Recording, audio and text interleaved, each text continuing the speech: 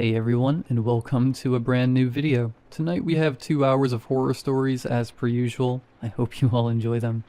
If you do, please be sure to drop a like rating. Let's see if we can reach 1,000 likes on this one.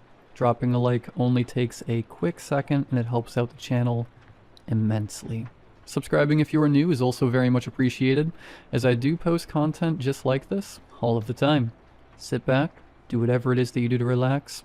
Enjoy the 2 hours of uninterrupted horror stories right after the ad break after this intro. There won't be any more after that one. And as always, I hope you all have a great night.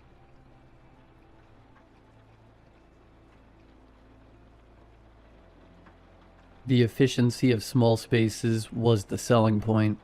The agent, a woman with teeth too perfect for her face, had called it cozy, intimate, a cocoon for the modern urbanite.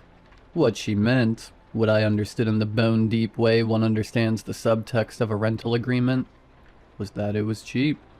So cheap it felt like a crime, a converted textile mill.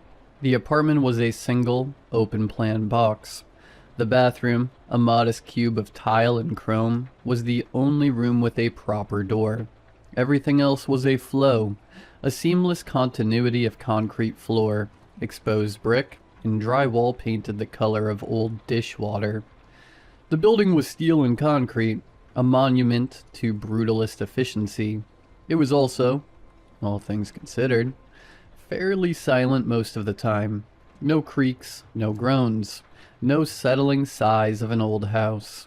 The only intrusion was the distant, rhythmic thrum of the HVAC, a sound so constant it became a sort of auditory wallpaper. The first anomaly was the dresser, a simple IKEA melm. It was my only concession to traditional furniture in the otherwise minimalist space. I noticed it on a Tuesday. I'm a creature of habit. When I vacuum, I push the dresser almost exactly 2 inches from the wall to get the wand behind it, and then I return it to its place, flush against the paint. But on this Tuesday, it was 4 inches out. I blinked, pushed it back, figured I'd been distracted, but the next week it was 4 out again, and the week after, it was never more than that. A precise, maddening, consistent amount, as if something was expanding and contracting behind the drywall, pushing it out with a slow, patient pressure. The other sign was the crawl space, a square of plasterboard in the ceiling of the walk-in closet, barely big enough for a child, marked with a simple, recessed pull ring. The building inspector had called it a plumbing access, though the pipes for the unit were clearly routed along the opposite wall. It was an orphan space, an architectural afterthought. I'd pulled on it once, out of curiosity. It didn't budge. A month later, I noticed the ring was greasy, a dark, slick residue that transferred to my fingertips, smelling faintly of machinery and sour sweat. It wasn't oil, it was thicker, more organic, like the lube from a bicycle chain, but with a faint, coppery tang. One night, I went into the bathroom to take a shower and noticed pretty quickly that the small 10-inch transom window above the shower was hinged open. This wasn't too alarming, as I, on occasion, propped it open after taking a shower. Maybe I had forgotten to close it. Then came the sound. It wasn't a ghostly moan or a spectral footstep. It was the wet, muffled percussion of something being forced past its natural limit. The sound of someone cracking their knuckles, but slower, deeper, and with a fleshy, cartilaginous resistance. I'd hear it in the dead of night, a soft pop, pop, pop from the direction of the ceiling, or I'd catch it while watching a movie, a faint series of clicks from within the wall behind the television. I called my landlord, who quickly brushed it off as the pipes, but it was the sound of a body refusing its own shape, a sound that made the ligaments in my own knees ache in its sympathy. I started to sleep less. The efficiency of the space now felt less like a feature, and more like a trap. The bruises appeared on my right forearm and both shins. They weren't the mottled, chaotic marks of a clumsy bump. They were symmetrical, perfectly oval, about the size of a thumb, a deep, sickly purple that faded to a bilious yellow. My doctor, a harried woman with a distracted smile, called them pressure contusions. Like someone rested a heavy, narrow object on you for an extended period, she'd said, tapping her pen against my chart. In your sleep, perhaps. I didn't have any heavy, narrow objects. I had a bed, a duvet, and the suffocating proximity of the walls. The bruises were the shape of pressure points, the precise spots a hand or feet might rest to anchor a body while it leaned over another, sleeping body in the dark. The realization was so repulsive it felt like a physical blow. I was being handled in my sleep. I started sleeping with a knife next to me. I started leaving markers. A single strand of hair laid carefully across the seam of the crawlspace door. A dime balanced on its edge against the baseboard of the living room wall. The hair would be gone. The dime, inevitably, on the floor. The evidence was microscopic, deniable. A draft, a vibration, anything but the logical, screaming conclusion that was beginning to form in the back of my mind. My paranoia became a religion. I cleaned obsessively, not for hygiene, but for intelligence. I was dusting the radiator, a hulking cast iron relic from the building's factory days, when my fingers brushed against something tucked behind it. Not a dust bunny, not a dead insect. A piece of paper. My hands shook as I worked it free. It was a photograph, low resolution and muddy, printed on heavy cardstock. But I swear it was me. It was just blurry enough to be deniable, but I wouldn't believe anything else. Through the dark fuzz, I could just barely see myself asleep in my bed. The angle was high. Looking down from above my bed, I tilted my head back, tracing the line of sight with my own eyes. It came from the ventilation grate, an 8 by 10-inch metal grill set flush with the ceiling. Its slats too narrow to even fit a hand through, and the picture was a clear shot, as though this person somehow removed the grill. I called the police. They arrived 5 minutes later. "I'm not doubting you, ma'am," the officer said. He was young, with a patient, practiced calm that was more infuriating than disbelief. "But there are no signs of forced entry. Nothing wrong with your door. No pry marks on the crawl space. No fingerprints on the radiator." "Because he doesn't use a door," I said, the words tasting like bile in my throat. I was pacing the small space of my apartment, feeling like a specimen under glass. The officer exchanged a look with his partner. It was a look I'd seen before, the look you give the person who is seeing things, the person who is one bad night away from a 5150 hold. "We'll increase patrols in the area," the officer said, the finality in his tone a clear dismissal. After they left, I locked the door. I pushed a chair under the handle, a token barrier against an enemy who didn't believe in doors, as a small comfort. I sat on my bed and stared at the ceiling. I wanted to call my family. I wanted to leave, but give some issues I don't want to mention. I didn't have that option. A few nights later, I was half drunk on cheap whiskey, the bottle sweating on my nightstand. I was listening.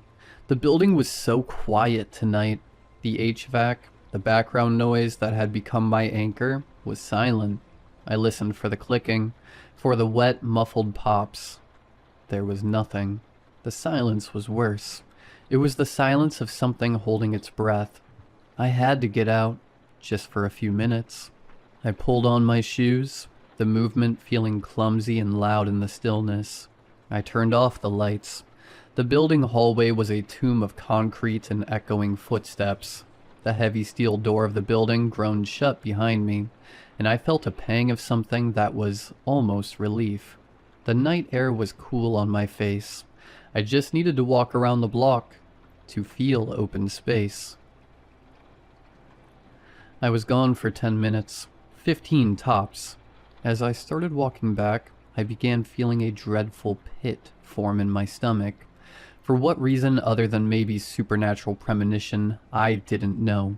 My heart started pounding a frantic, arrhythmic beat against my ribs as I approached the door. I turned the lock. The door swung open into the dark. The apartment was just as I'd left it. Almost. The light in the kitchen was on, a single bare bulb over the sink, casting a jaundiced, sterile glow. I never left that light on. My breath hitched in my throat. I was frozen in the doorway, my hand still on the knob.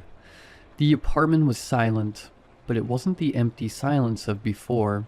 This was a heavy, anticipating silence, the silence of a predator lying in wait. My eyes darted around the room. Everything was in its right place. The bed was unmade, just as I'd left it. The dresser was flush against the wall, but the kitchen light was on. I took a step inside, my sneakers squeaking on the concrete floor. I needed a weapon. I needed to get to the kitchen. My kitchen knife block was on the counter, right next to the sink. I crept forward, each step a deliberate, nerve-wracking calculation. I could see the knife block now, the chef's knife, its dark wooden handle a beacon of hope. I was almost there. My eyes scanned the room looking for anything out of place. And that's when I saw it. The kick plate under the kitchen cabinets, the thin strip of wood that covered the space between the bottom of the cabinets and the floor. There were scuff marks leading into the darkness. It was ajar, not by much, just a sliver, a 4-inch gap of darkness that hadn't been there when I left. I stopped dead. My blood ran cold. I couldn't breathe. My eyes were locked on that gap, that impossible, narrow gap, a space too small for anything bigger than a small animal, let alone a grown man. I held my breath, I listened, and then I saw it. A hand. It had unnaturally long, spidery fingers, each one tipped with a grime-encrusted nail. The skin was pale, almost translucent, stretched taut over delicate bones. It moved with a strange, twitchy deliberateness akin to a bastardized claymation figure. It slid out from the gap, its palm flat against the floor. Then another hand joined it. They pushed against the floor, and with a series of sickening, rhythmic thuds, something began to emerge. It wasn't a monster. It was worse. A man. He poured himself out from the darkness, a fluid, impossible shape. He was gaunt, middle-aged, in a sweat-stained undershirt and threadbare pants. His collarbones seemed to overlap, and his hips rotated at an angle that defied anatomy. He was a human origami, a mockery of the human form. I watched in stunned, horrified silence as he unfolded himself, the wet, muffled pops I'd heard for weeks now happening in real time, right before my eyes. He saw me, his eyes sunk deep in their sockets with a glazed-over yellow shine, widened in terror. He was terrified of being caught. I screamed, a raw, guttural sound that tore from my throat. I lunged for the knife block, my fingers closing around the handle of the chef's knife. He scrambled away, a panicked, disjointed gait that was agonizing to watch. He made some sound, not a scream, but something more carnal and animalistic. He moved with a terrifying, boneless speed, a scuttling motion that was all wrong for a man of his size. He was a spider, a cockroach, a thing that belonged in the cracks and crevices. He didn't run for the door, he ran for the bathroom. I followed, the knife held in front of me like a talisman. He was in the bathroom, a room so small I could touch all 4 walls at once. I saw him lunge for the window above the shower, jumping off the shower bench. I thought he'd get stuck. I prayed he'd get stuck. But he didn't. He had practiced this. With a visceral thwack that echoed in the small room, he dislocated his own shoulders. He didn't even flinch. He contorted his torso, his head lolling at an unnatural angle, and slid through the opening like a snake into a hole. He was gone. I stood there, shaking, the knife hanging limply from my hand. I looked at the window, at the small dark opening that had just swallowed a man. I could see the alleyway outside, the brick wall of the neighboring building. There was no sign of him. I sat in the corner of my apartment, the knife clutched in my hand, my back against the wall. I watched the door. I watched the windows. I watched the crawl space. I watched the kick plate. I listened for the clicking, for the wet, muffled pops. There was nothing. The apartment was silent. Empty. I called the police again. They took a report. They looked at the window. They looked at the kick plate. They looked at me with a mixture of pity and suspicion. They didn't believe me. Not really. How could they? I barely believed it myself. That night, I quickly gathered my things and rented a hotel. 2 weeks later, I got a call. A detective. He said they had him. They had arrested a man in a neighboring town. He'd been found hiding in the insulation of a local elementary school. They'd caught him because a janitor had heard a strange clicking sound coming from the ceiling. His name was Reuben Cook, a 44-year-old former tunnel rat from a specialized demolition crew, a man with a rare connective tissue disorder, a disorder that made his joints hyper-flexible, his skin unnaturally elastic, a man who could fold himself into spaces no human should ever be able to occupy. The detective, a man with a tired, world-weary voice, told me about Cook's history. He was a commensal predator, a parasite. He would live in the dead spaces of apartments for months, eating scraps, watching tenants, and God only knows what else. His file was a litany of disturbing escalations. He was previously imprisoned for folding himself into the trunk of a woman's car, and waiting 3 days for her to drive to a secluded location. He was also linked to a case 3 years ago where, after nestling into an apartment, he killed the tenant because they'd tried to install a shelf that would have blocked his hiding spot. I felt a strange, cold detachment as the detective spoke, a sense of relief mixed with a lingering, gnawing dread. He was caught. The nightmare was over, but then the detective said something that sent a chill down my spine. "We found Cook's kit in the walls of your building," he said. "Kit?" I asked, my voice barely a whisper. "It wasn't just a sleeping bag," the detective said. "We found some wooden boxes. The smallest box, barely 12 inches square, contained a collection of your personal items. A toothbrush, strands of your hair, and a spare key." I felt the blood drain from my face. My spare key? I'd lost it months ago. I'd torn my apartment apart looking for it. I'd even had the locks changed. A useless, hollow gesture. He'd had the key all along. He could have come and gone as he pleased. But he didn't. He chose to stay in the walls. He chose to be a ghost. Even more, I wondered if he took my hair when I was asleep and most vulnerable. Had that been the reason for my bruises? His strange desire to collect my hair. And why my toothbrush? The medical exam on Cook was strange, the detective continued, his voice dropping to a low, confidential tone. He didn't just have a condition. He had surgically removed his own floating ribs and shaved down his pelvic bone. He didn't want to be a man anymore. He wanted to be a shape, and he's been in your walls since the day you signed the lease. The lease. The cheap, too good to be true lease. The one I signed in a hurry. The one I didn't read as carefully as I should have. The one that had bound me to this place, this prison for a year. A year of being watched. A year of being a specimen in a cage I didn't even know I was in. I hung up the phone without saying goodbye. I couldn't breathe. The hotel room, with its generic art and beige carpet, felt like it was closing in on me. I'm in a new house now. Though small, it had a wide open floor plan with no crawl spaces. No attic, no basement. Just space. Empty, blessed space. I have a security system. I have a puppy. I have a therapist. I have everything a person is supposed to have to feel safe. But it's not enough.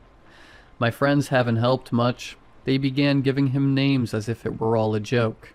Flat Stanley, one joked at a dinner party, eliciting a wave of laughter. Another called him the Origami Man. That one stuck with me, and permeated my mind more and more each day. I know they mean well, but they can't understand. The memory is a parasite, burrowing deeper into my brain with each passing day. I can't sleep without the lights on. I can't take a shower without the bathroom door locked and 911 on speed dial. I can't be without a weapon by my side. I can't walk past a ventilation grate without feeling a phantom pressure on my skin. I feel an itch on my scalp, a ghostly sensation of a lock of hair being pulled. I can still smell the sour, coppery tang of the grease on the crawlspace pull ring. Last night, I heard the house settle. A soft groan from the floorboards. A gentle creak from the ceiling. I was out of bed in an instant, my heart pounding in my chest. I grabbed a ruler from my desk and started measuring. The gap under the front door, the space between the floor and the baseboards, the clearance under the kitchen cabinets. I measured everything, my hands shaking, my breath catching in my throat. The rational part of my brain knew it was just the house, just the normal sounds of a structure adjusting to the temperature and humidity. But the other part of my brain, the part that had been rewired by Cook, knew better. It knew that a man doesn't need a door to enter a room. It knew that a man doesn't need lots of space to exist. It knew that the world was full of cracks and crevices, of dead spaces and forgotten corners. It knew that, even if it was small, there was a chance prison bars couldn't contain an inhuman monster that could bend into any shape, and I couldn't shake the feeling that somewhere, in some forgotten corner of this new house, a man was practicing his craft, folding himself into smaller and smaller shapes. Waiting. I still have nightmares. I still wake up in a cold sweat, my hands flying to my shins, my arms checking for bruises. I still hear the clicking, the wet, muffled pops from blurry glances. I still see the gaunt face, the sunken yellow eyes, the unnaturally thin frame. The detective's words echo in my mind, a relentless, haunting refrain. He didn't want to be a man anymore. He wanted to be a shape. A shape that could slip through the cracks, a shape that could hide in plain sight, a shape that could be anywhere and everywhere. I'm at the kitchen table now, the morning sun streaming through the window. The ruler is still on the table. I've been measuring all morning. I measured them all. I wrote them down in a notebook. I'm measuring them again tonight, and tomorrow night, and the night after that, because I know with a certainty that curdles in my gut that Reuben Cook had a reason to watch me and keep me alive for so long, even if I didn't know what the reason was, and I don't believe he would give up on me so easily. So every time I hear a floorboard creak, every time I feel a draft from under a door, I find myself wondering the same thing. Wondering, with a cold, sickening dread, just how much space a man truly needs to fit.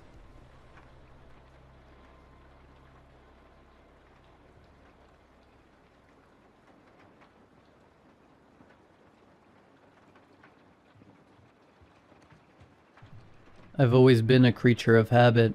Wake up at 5:30 a.m., brew a pot of black coffee strong enough to strip paint, and head out to whatever dead-end job pays the bills. For the past 6 months, that job has been at Oceanic Delicacies, a sprawling warehouse on the outskirts of Port Haven, a foggy coastal town in Maine where the air always smells like salt and decay. The gig?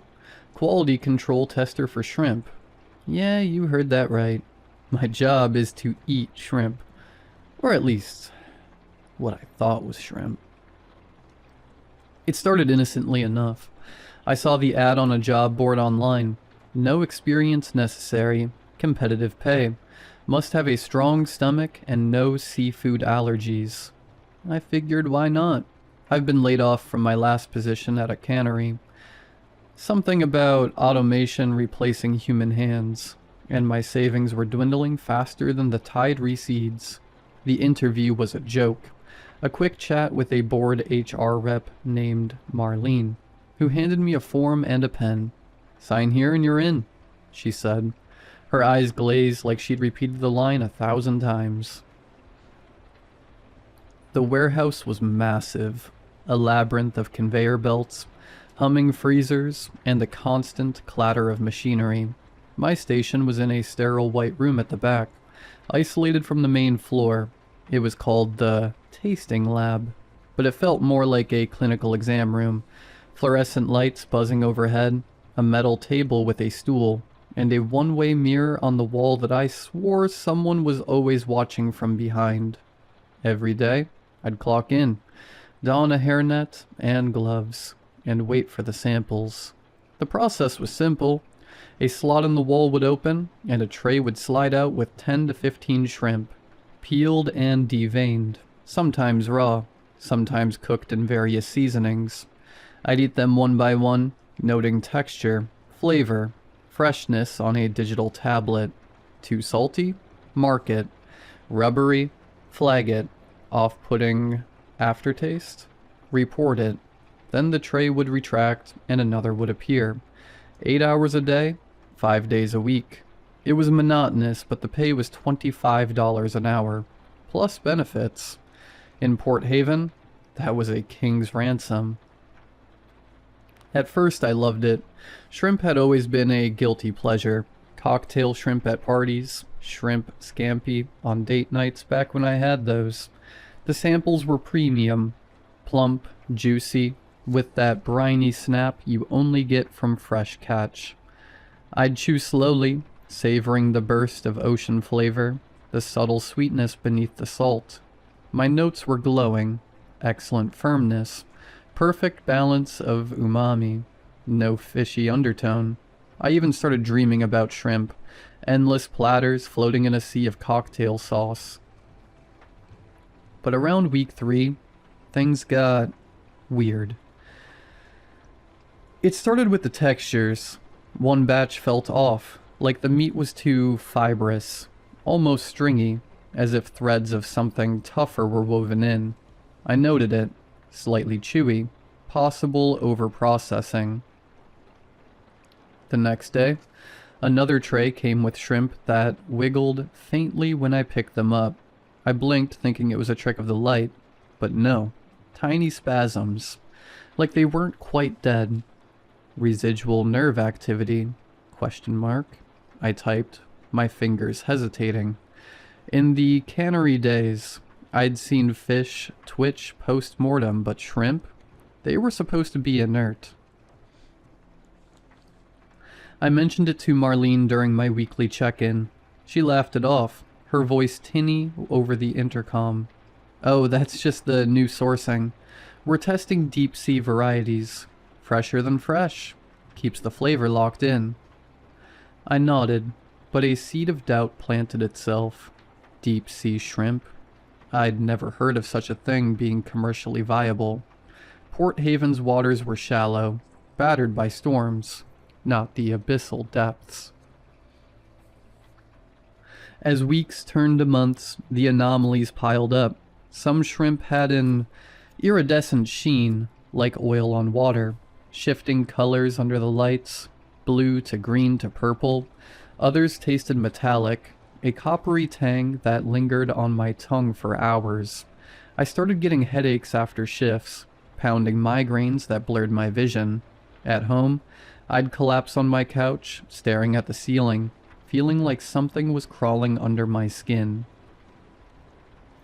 One night, after a particularly odd batch, shrimp that popped like caviar when bitten, releasing a viscous fluid, I dreamed vividly. I was underwater, in a vast, dark ocean trench. Bioluminescent shapes darted around me. Not fish, but elongated things with too many segments. Glowing eyes clustered in rows. They pulsed with light, beckoning. I reached out and one latched onto my hand, its mouth parts unfolding like petals. I woke up gasping, my palm itching where nothing was there. The next shift, the trays came faster, no breaks between them. I'd barely finished logging one batch before another slid out. The shrimp were larger now, almost prawn-sized, with veins that pulsed faintly under the translucent flesh. I bit into one, and it squirted, warm, not cold like it should be. The flavor was richer, almost creamy with an undercurrent of something earthy, like soil after rain mixed with blood. I flagged it. Unusual temperature. Sample warm upon arrival. Flavor profile altered. No response from the intercom. Usually, Marlene or someone would chime in with excuses. Silence. My body had started to change. I noticed it in the mirror one morning. My skin looked paler, veins more prominent, especially around my neck and wrists. Bluish lines threading under the surface. I itched constantly, scratching until I bled. The headaches evolved into something worse. Whispers, faint at first, like static in my ears, words I couldn't make out, bubbling up from somewhere deep. At work, the one-way mirror seemed to fog sometimes, as if breath was on the other side. I'd catch glimpses of movement in the reflection, shadows shifting when I wasn't looking directly. The shrimp, God, the shrimp, started looking different, not just in texture or taste, but shape. Some had extra ridges along the tail, tiny protrusions like nascent limbs. Others had what looked like eye spots, dark dots that followed me as I lifted them to my mouth. I tried to quit once, went to Marlene's office after a shift, my tablet clutched in shaking hands. "This isn't right," I said. "The samples, they're not normal shrimp." She smiled, that same glazed expression. "Nonsense, you're our best tester. Top scores every week. Here's a bonus." She slid an envelope across the desk. $500 cash. I took it. Bills don't pay themselves. That night, the itching intensified. In the shower, I scratched my forearm raw, and something moved beneath the skin. A ripple, like a worm burrowing. I stared, water cascading over me, convinced it was a hallucination. But no, it happened again. A small bulge traveling up my arm, then vanishing. The dreams grew more frequent. Always the trench, the glowing creatures. But now they spoke, not with voices, but impressions. Hunger, ancient patience, a promise of belonging. I'd wake with salt crust on my lips, even though I lived miles from the shore. The trays never stopped. I'd eat hundreds a day, my stomach distending painfully, but I never felt full.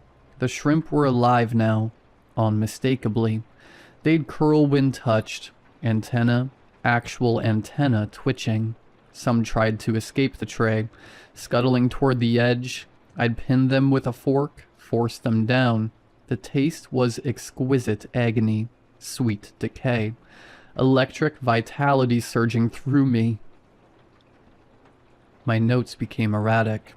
Sample exhibits motility. Recommend halt. Flavor induces euphoria. Potential contaminant. Eyes present.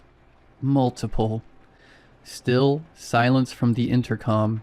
I started sneaking samples home, wrapped in napkins, hidden in my lunch bag, under my kitchen light, magnified with a cheap lupe I'd bought online. The truth stared back. They weren't shrimp. Segmented bodies, jointed legs folded tight, mandibles tucked beneath. Larval forms, perhaps, of something much larger. Deep sea horrors, harvested from trenches no sub should reach. I searched online late at night, forums about cryptic marine life, leaked documents from oceanographic expeditions, whispers of benthic anomalies, caught in trawls of the continental shelf, things that mimicked commercial species to infiltrate supply chains, parasites that rewrote hosts from within. The itching spread everywhere, my back, my scalp, between my toes. In the mirror, my eyes had changed, pupils slightly elongated, irises flecked with that same iridescence. One shift, the plot opened, but no tray came. Instead, a voice, finally, from the intercom. Not Marlene's. Deeper, resonant, like pressure waves in water. You've adapted well. Integration phase complete. The lights dimmed, the one-way mirror cleaned, revealing not a observation room, but darkness, an abyss, lit by faint bioluminescence. Shapes moved beyond, massive, segmented, familiar. I looked down at my hands, the skin split painlessly, peeling back like a shell. Beneath, something pale and jointed flexed. Legs. Feelers. The tray arrived then, empty, an invitation. I understood. My job wasn't to test shrimp. It was to become the vessel, to carry them inland. Spread the brood. The whispers clarified. We are the tide that returns. You are the bridge. I stepped toward the slot. It widened, accommodating. The air grew cold, briny. As I crossed the threshold into the wet dark beyond the wall, I felt the last of the old me slough away. Hunger remained. The eternal, patient hunger.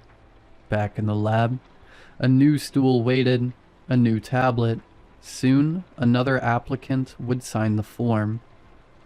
I'm laying on this plate, waiting for them.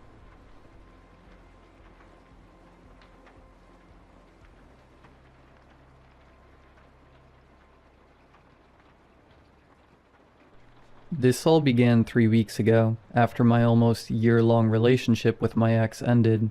Things were amazing with Lily at first.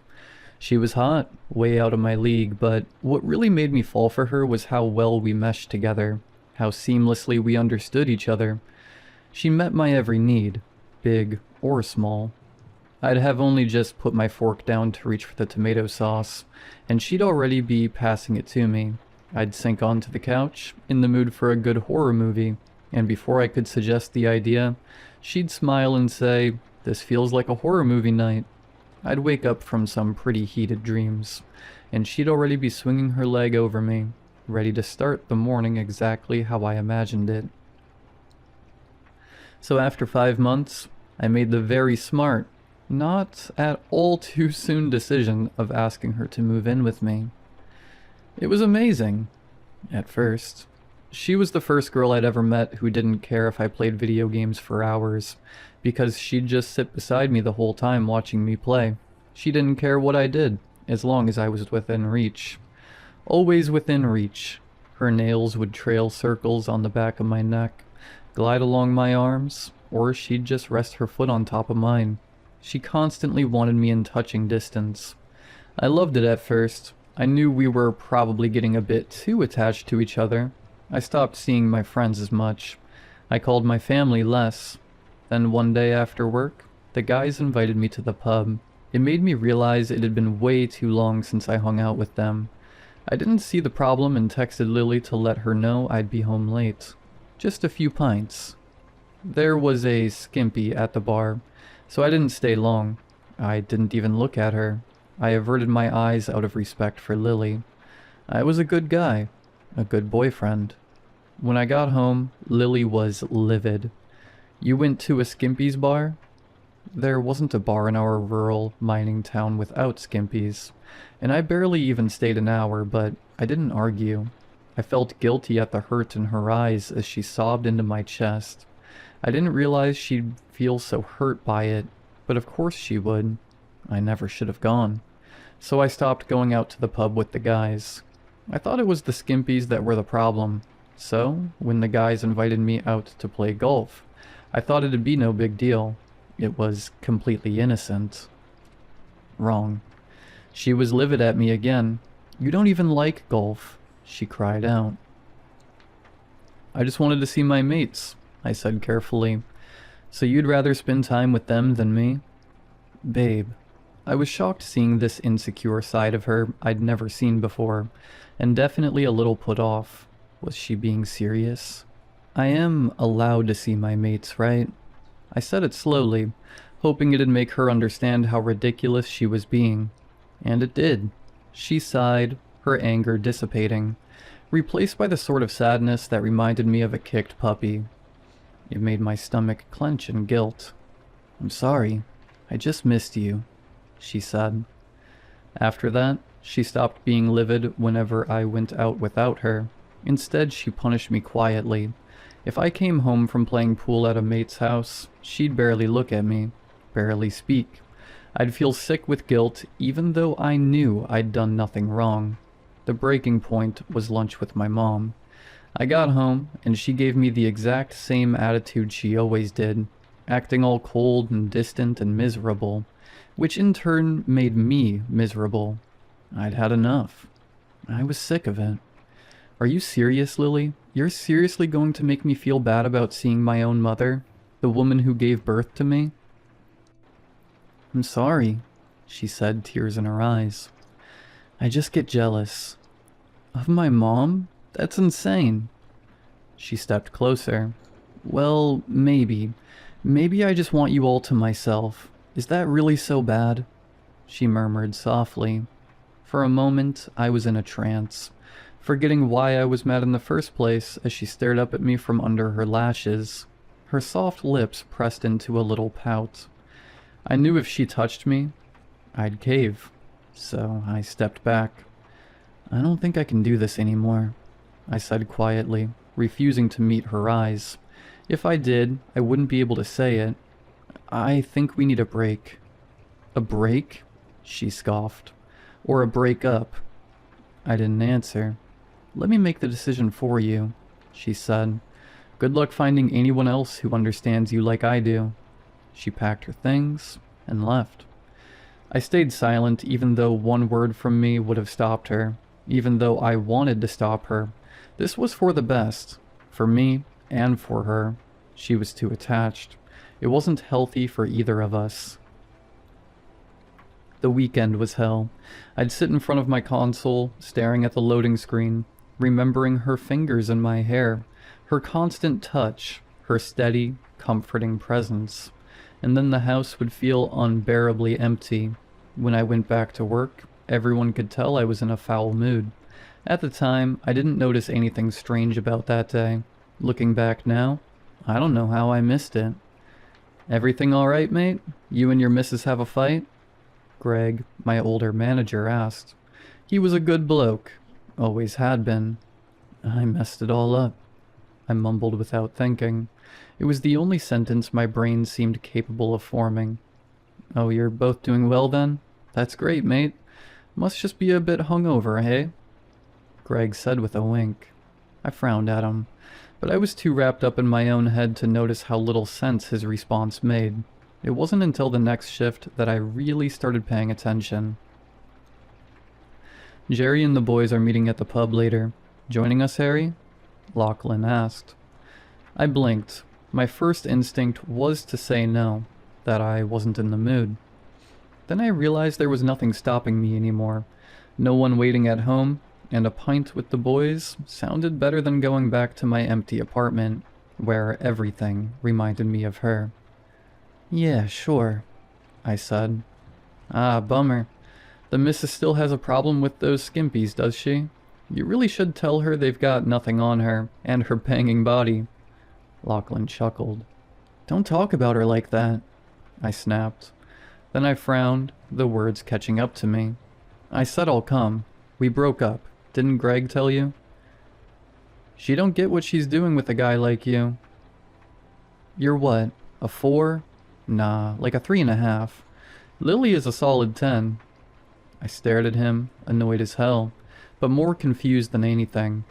Why wasn't he listening? "We broke up," I said slowly. "Honestly, I get why you don't hang out with the lads anymore. If I had a woman like that waiting for me in my bed, you boys would never see me again." Lachlan laughed. I just looked at him, wondering if he was deliberately messing with me, and briefly imagining my fist connecting with his acne-scarred face. "Just shut the hell up," I said. "Tell her hi from me later on," he smirked. "Tell her I could show her what a real man is." I was seconds away from punching him when Greg called us over.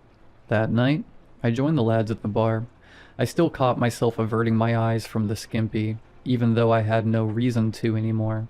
It felt wrong, like muscle memory I couldn't shake, and irritatingly, Lachlan was right. No one compared to Lily. The boys looked genuinely shocked when they saw me. "What are you doing here, mate? Isn't it you and your missus' anniversary today?" Greg asked. It was, 1 year exactly, but we weren't together anymore, and I was past exhausted with this. "Guys, we broke up. Are you messing with me or something? It isn't funny. It's kinda messed up, actually." "You just left her at the house? That's low, bro. Who would leave a girl like that at home?" "We broke up." It was pointless. They were purposely ignoring me, and I couldn't understand why. For the next half hour, they kept shooting me weird, dirty looks. Judgmental ones. Lachlan just smirked. Like this meant it was finally his chance with Lily. But Lily wasn't here. Why did they think she was still around? What the hell was wrong with them? "Your pale ale," the waitress said, setting a beer in front of me. I ordered a Guinness. I frowned. Normally, I'd just accept it. I hated making a fuss, but between the boys and the constant misunderstandings, something in me snapped. "Yes, this is your pale ale," she said slowly, like I was stupid. "I know, but I ordered a Guinness." "Sir, this is a pale ale," she said again, irritation creeping into her voice. "I know." I was seething. Why did she look annoyed? "I ordered a Guinness." "I already told you, this is your pale ale," she snapped, crossing her arms before storming off. I stared after her, completely disoriented. What the hell is her problem? I asked. No one answered. I turned back to the boys, searching their faces for anything that'd back me up, but they were all glaring at me. "What's the matter with you?" Greg demanded. "Have you gone mad?" My chest tightened. Was I going mad? Or had everyone else? "I'm sorry," I said instead. "I've been a mess since Lily left me, alright?" "You didn't even buy her roses?" Greg's eyebrows shot up. "On your anniversary? Go back home to your missus, mate. Go make things right." What the hell? I stood up, my head pounding, and left the bar. My thoughts were spiraling. What is going on? At home, I called my mom. I needed to be grounded. I needed something familiar. Her voice had always been able to pull me back when everything else felt wrong. "Hey Mom, I really need someone to talk to," I said. "I'm good, honey. What about yourself?" she replied. The answer immediately put me on edge. It didn't match what I'd just said at all. Still, I told myself she hadn't heard me properly. Mom's hearing wasn't always the best.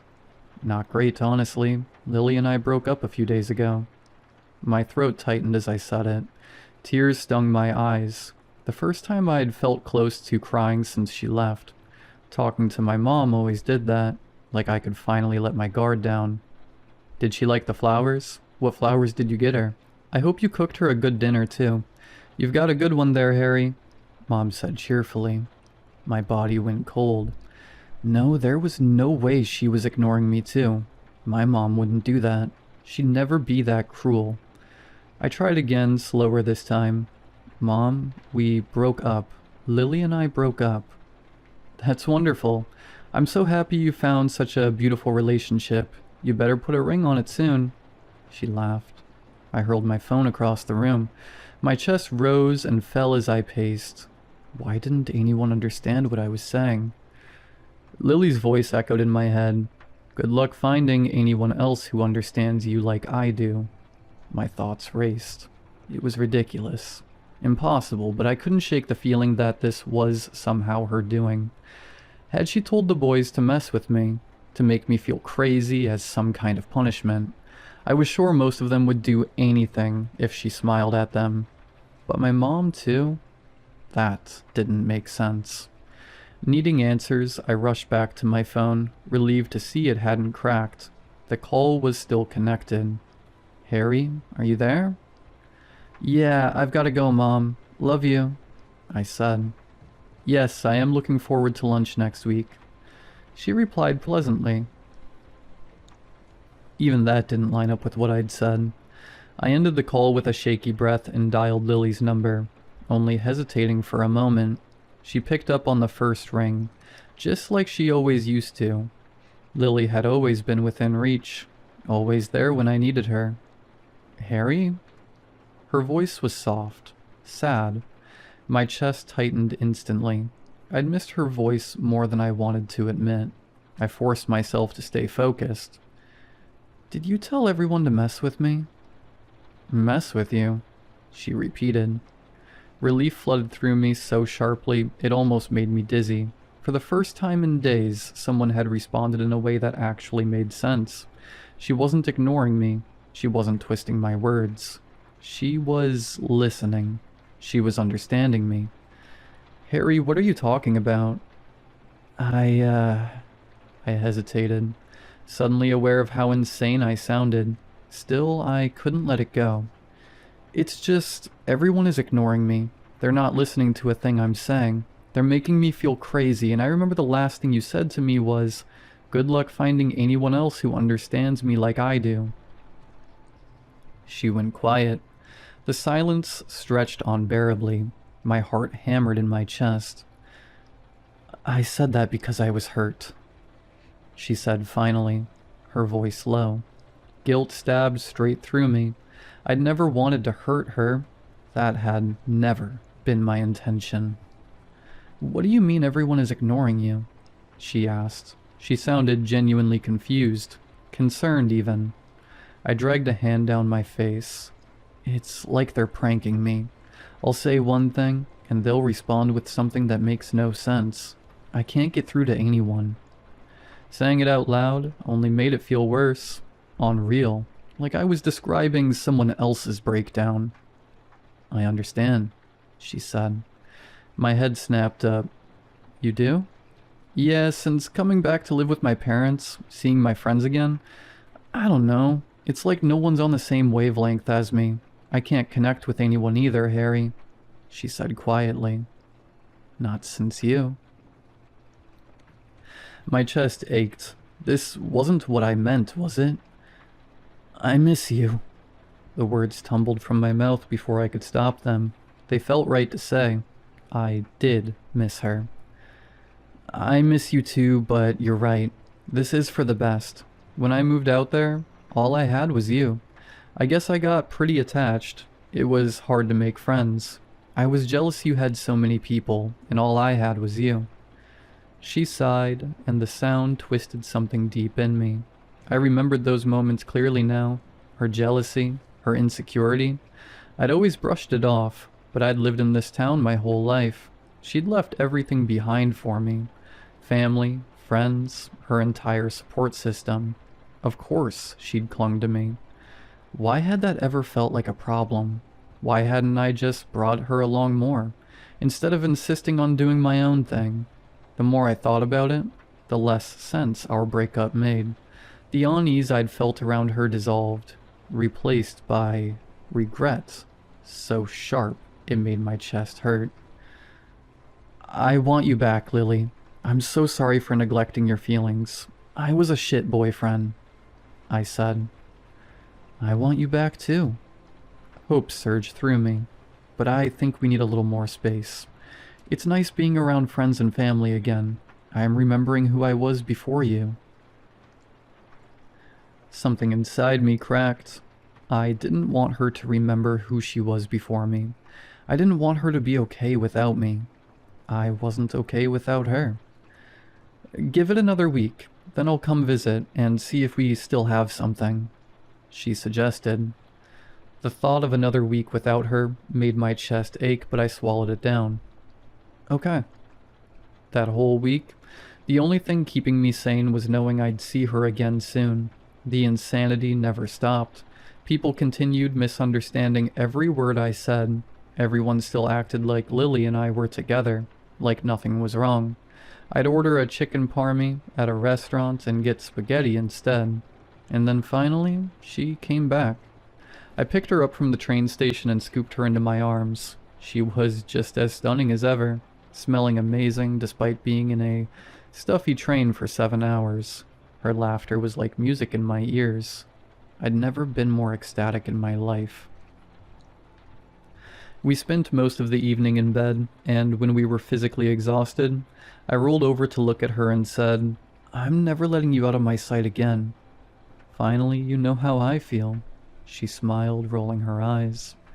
She moved back in. At work, I was in a better mood than I'd been in for 2 weeks. Greg noticed. Someone's happy. Yeah, I said, accepting that people were going to misinterpret everything I said these days. I didn't care anymore. I had my beautiful girl back. I got her back, I said with a happy sigh.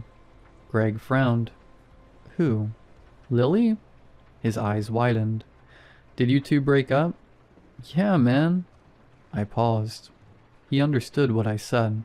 He actually replied with something that made sense for once. I narrowed my eyes. So you were messing with me. Greg looked at me like I was an idiot. Messing with you? Man, what are you talking about? All those times I told you we'd broken up, you did hear what I said, didn't you? I accused.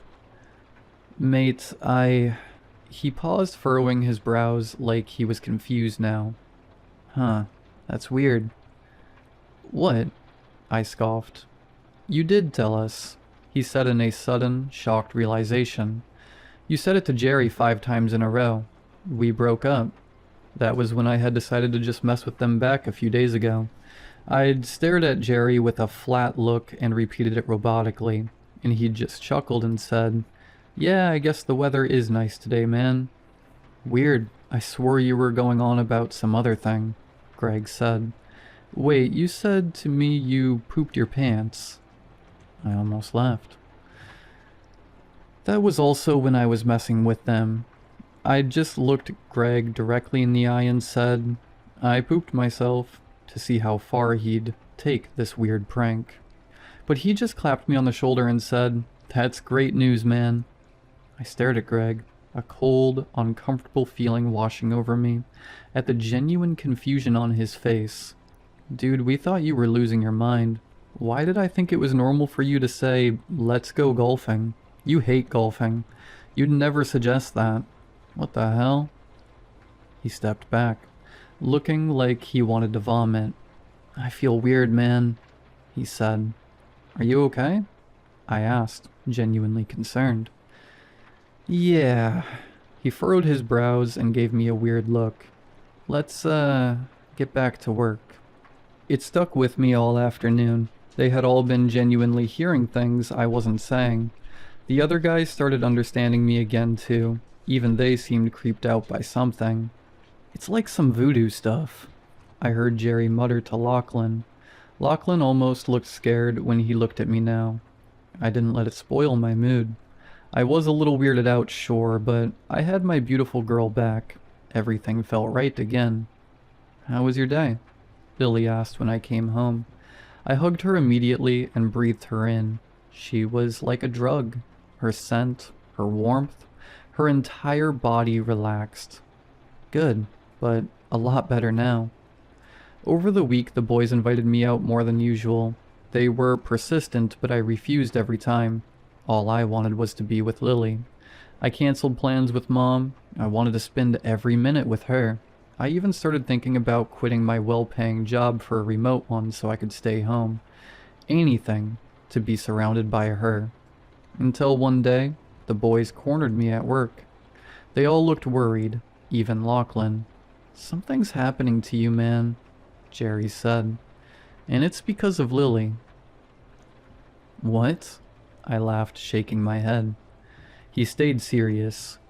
"What do you even know about her?" The question hit me like a punch. "What do you mean?" "I mean, what does she do? Does she work? Where does her family live? How did you meet?" Greg asked. My mind went blank. I didn't have answers to any of it, but that wasn't the worst part. A strange part of me, something old and buried, screamed that something was wrong, like a threat hovering just out of sight. "She doesn't work," I said. "Does she?" I wasn't sure. "I make more than enough to support us both," I shrugged. "Besides, she's easy to provide for, and she catches the train to see her family, so obviously they must live in the city." "You don't know where her parents live?" Jerry demanded. "Have you ever even met them?" Of course I had. Had I? My stomach twisted. "When did you pick her up from the train?" Lachlan suddenly asked. I frowned. Why would he ask that? "On Saturday," I said, all their faces drained of color. "Seriously, what is wrong with you guys?" I asked. "The train doesn't run on Saturdays, Harry," Greg said, looking sick again. "So what are you saying?" I folded my arms. "She's been lying to you, and she's doing something really weird to you, and us. We didn't understand what you were saying for a full week, Harry. Do you know how freaky that is? And now, when we think back on that week, it's like there was an evil presence with us. Something controlling us. Something wrong with that chick." "Don't talk about her like that," I spat. "How did you meet her, Harry?" Greg repeated. "I don't know," I snapped. They all looked at each other like I'd just confirmed something for them. "You need to get away from her. She's some sort of..." Jerry trailed off, like he knew the word he was about to say sounded ridiculous even to him. "Screw this. I'm leaving early." I turned away from them. "We've never even met her, Harry. I could have sworn we had, but we haven't. Has your mom even met her?" I kept walking because I didn't want to admit the truth. I don't know. I was desperate to be back with her. At home, she opened her arms and I melted into them. "The guys were saying some weird stuff today," I mumbled into her hair. "Just ignore them, baby. They'll never understand what we have," she hummed. I took a few days off work. The boys blew up my phone, but I told them to leave me alone. One night, I was looking for my hoodie. My favorite hoodie. It was cold and I needed it. I wondered where it could be when I noticed, for the first time, the room. It was just a normal room at the end of the hallway, but I'd never seen it before in my life. I blinked. How could I not know there was a whole room in my own apartment? I went inside. It was small, a basic spare room, with a bed, a desk, a wardrobe. But in the middle of the floor, a triangle of candles was laid out, and in the center of it sat my hoodie. My favorite book, the one I'd been missing for months, and my toothbrush, also missing for weeks. I stared at them in shock, stepping closer. "Don't touch anything. Come back to bed, baby," her voice said behind me. I turned, and even though unease crept in, I couldn't help but smile at her cute, sleepy face. "What is all this?" I asked slowly in some sort of haze. She shrugged. My eyes flicked back to the bed, and a strange thought hit me. almost funny. "Lily, when you left," I began, "did you ever actually leave?" She chuckled. "Of course I didn't, Harry. I'd never leave you. You'll always be within my reach." I went back to bed, and now as she sleeps beside me, I'm typing this out on my phone. There's a part of me that knows something is wrong, that I'm under some kind of spell. I can feel the small voice in my head telling me to get out, but it's getting quieter. Maybe the boys are right. Maybe I know they are. But has she really done anything I don't want? She wants me forever. I want her forever. I suppose the only reason I'm writing this at all is because I'm afraid I'll forget I ever felt differently. Because I feel really forgetful these days. And maybe I just want to see what other people think. If a beautiful girl wants me all to herself, every day for the rest of my life, is that really so bad? It's what I want, isn't it?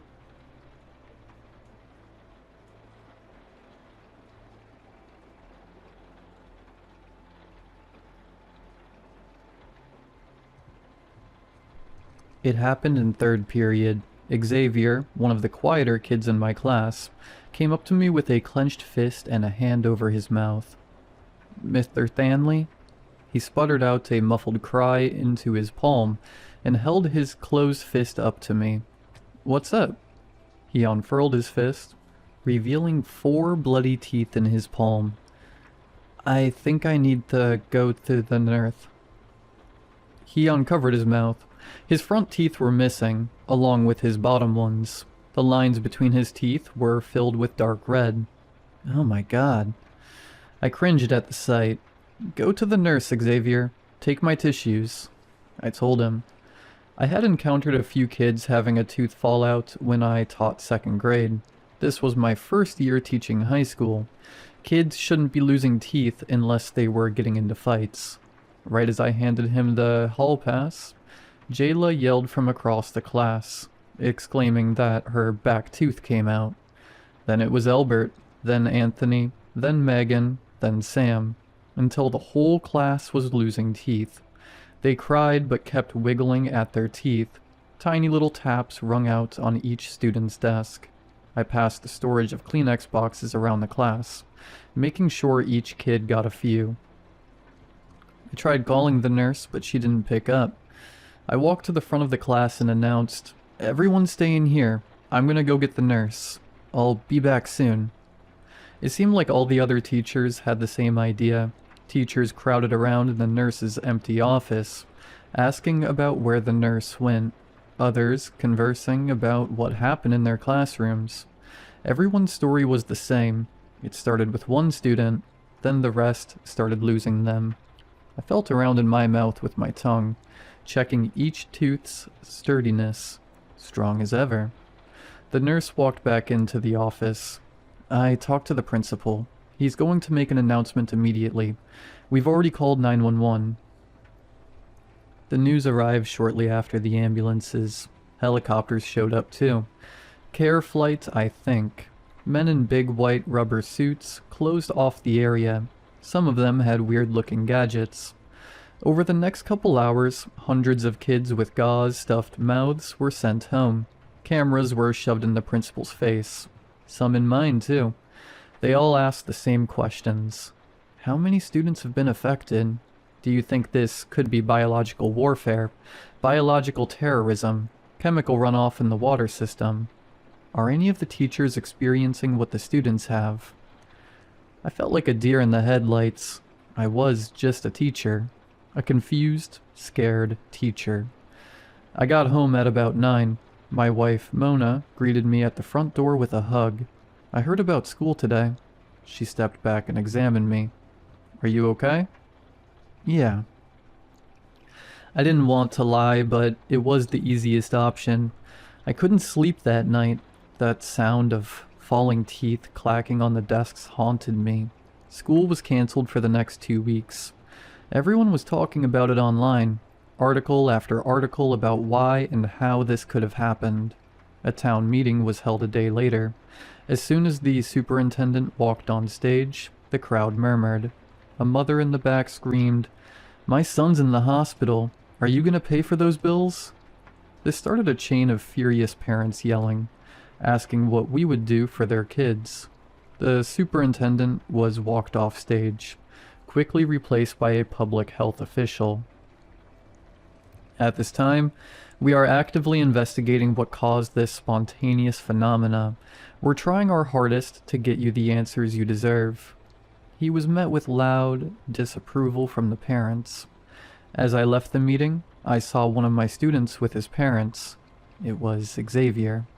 When he spotted me, he looked away immediately, as if he was ashamed that I saw him. I felt horrible for the kid. That night, when I got home and settled into bed, my mind began to wander into all the possibilities. One question ran through my mind, though. Why only the students? As I drifted off to sleep, I was jolted awake by a single loud knock on my front door. I stared at Mona. She was fast asleep. When I opened the door, a brown paper bag laid on my porch, red tissue paper stuffed inside, a gift from the community. I thought as I lifted the bag, it was heavier than I expected, and it sounded like a Lego box being shaken around. I placed it on my table, and it let out a slunk, like a beanbag being dropped on the ground. I rubbed my eyes and decided I'd open it tomorrow. The next morning I was awoken by the sound of my wife getting ready for work. I rubbed my eyes and sat up against the headboard. "What did you get your class?" Mona asked. In my half-awake daze, this question confused me. "What are you talking about?" "The bag on the table. It says Mr. Stanley's classroom on it," she replied. I got out of bed and walked to the table. Turning the bag around revealed some words I hadn't seen the night before. As clear as day it read, "Mr. Stanley's classroom," in Sharpie, with a little smiley face at the bottom. When I pulled the top layer of tissue paper out of the bag, something went flying out, tapping repeatedly on the hardwood floor. I got on my knees and scanned the floor. I spotted it against the white of the baseboards. I picked it up and examined it closer. A brown tooth. It bounced on the ground as I dropped it, running to yanking the top layer of tissue paper off. Discolored teeth crowded the inside, pushing the walls of the bag. Every teacher in the school received a paper brown bag that night. The teachers with Ring doorbells revealed someone dropping these bags off. The man had on a long black trench coat and sported a bowler hat. His face was covered with sunglasses and white cloth wrapping, like that old Invisible Man movie. The media dubbed him the Tooth Fairy. It wasn't long until a statewide search for this man was held. The district was in outcry. No abnormalities were found in the children's bodies, but the news still spun the story that this Tooth Fairy might have drugged the kids, or somehow used radiation to make them lose their teeth. How he got the teeth from the classrooms? No one knows. None of the cameras in the school caught him in the holes. My mom texted me and sent me the link of me on the news. "Look at you, Hollywood star. Crazy stuff. Stay safe. Love you." From Mom. I don't think she really understood the magnitude of what happened, but at least she thinks I'm famous. I clicked on the video, and as soon as I did, there he was. Black trench coat, sunglasses, white face wrapping. As I spoke, stuttering on live news like the idiot I am, he was in the back, helping a young girl replace gauze in her mouth. I showed this to the authorities. There were no records he was at the school. No EMS personnel saw him. No news outlets interviewed him. The only trace of him was through video. The police interviewed the girl that the Tooth Fairy was helping. Her name was Sarah. Sarah told the police that he just walked up to her and started helping her with the gauze. He didn't speak to her, but whispered quietly under his breath as he replaced her gauze. She said it was strange because he kept the used gauze and stuffed it into his pocket. Then he walked off and started helping another kid. The police interviewed every kid at the school. They were all helped by this man. A few weeks later, and the search for the tooth fairy died down. Kids started to get full mouth implants. Things started to get better. The town held a night of recognition for the students. Every kid showed up. I saw some sporting a whole new set of pearly whites. They let a few kids speak about the events of that day, and how they got over their pain and overcame the horror. To my surprise, one of them was Xavier. When it was his turn to speak, he held the mic to his mouth and covered the bottom of his face with the other. Before he could speak, someone in the audience stood up. I was in the very back, so I could see exactly who it was, but I recognized the silhouette from anywhere. He walked down the center aisle until he reached the apron of the stage. He stared up at Xavier and lifted his open hand up towards him, gesturing to give him the microphone. Xavier obliged, and the man held it up to his covered face. He whispered something. His hushed voice filled the auditorium. I couldn't tell what he said, but the look on Xavier's face told me what intent those words held. Xavier fell to his knees, grabbing at his face. He crawled to the edge of the stage, and what seemed like black tar oozed from his mouth onto the floor. He let out a blood-curdling scream. Some people in the front row ran up to help him, and so did I. As I ran down the aisle to aid Xavier, I noticed the rest of the kids in the auditorium were struggling as well. Every kid was grabbing at their mouths and crying. It wasn't until I got to Xavier that I realized why. His teeth were growing back. Horrible jagged thorns ruptured out from his gums. I looked around. All of the kids' mouths were now filled with a pink inflamed mess and crooked white razors. I just stood there in shock and ran out of the auditorium. I heard more screams come from behind the closed doors. These weren't pain, it was confusion, desperation, parents yelling out for their kids. I didn't see what happened in there, but I quickly found out. They closed down the school after that night. No one knew where they went. We looked for months. Hell, the whole country looked. We didn't know how to grieve on such a scale. 290 kids ran out of the auditorium missing. The Tooth Fairy's pictures and videos were spread everywhere. I saw him online every day for weeks. People in town made up stories about possession, a mass pagan ritual planned by the students. Some said the devil got them. The missing children's posters were rapidly covered with the faces missing pets. I stayed put. My wife had such a great job in town, and I couldn't take that away from her. I think it was good that we stayed, if it meant it would get us even an inch closer to finding those kids. I'd spend every waking minute looking. When the search parties waned, I persisted. I'd go in the morning with a bag of food and my flashlight, hoping we could find even one of them. The town forced itself to move on. The high school had to open back up for the incoming freshmen at the middle school. I started seeing parents in public again. They'd shoot me a wave and a smile, and I'd reply back with the same. The town was healing. It was. I say that because last night, my molars fell out, then my canines, then my front teeth. I called 911, but no one answered. Every line was busy. It seemed like all the other teachers had the same idea.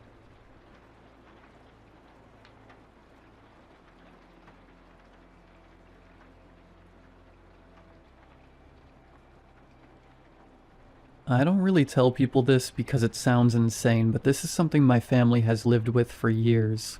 My aunt lives alone in my grandparents' old wooden house. The house is quiet in the day, but at night it feels wrong, like the air is heavier. Family members visit her sometimes, but nobody ever stays long. You just don't feel safe there, even if nothing is happening. When I was a kid, I had sleep there whenever there's family gatherings.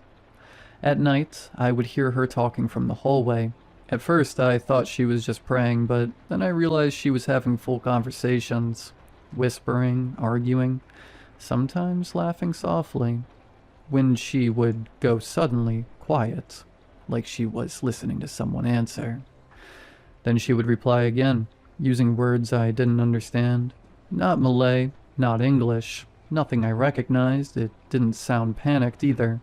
It sounded familiar, like this wasn't new to her. I remember hiding under the blanket, sweating, just waiting for morning. I asked my dad once what was wrong with her. He didn't look at me. He just said, a jinn. Before all this, my aunt was normal. Actually, more than normal. She was really smart. Top student, talented at drawing. Like, scary good. Everyone thought she would have a great future. She failed her college entrance exam. She took it really hard, rode her bicycle for hours every day to go to cram school. Rain, heat, didn't matter. She tried again. She failed again. After that, she changed completely.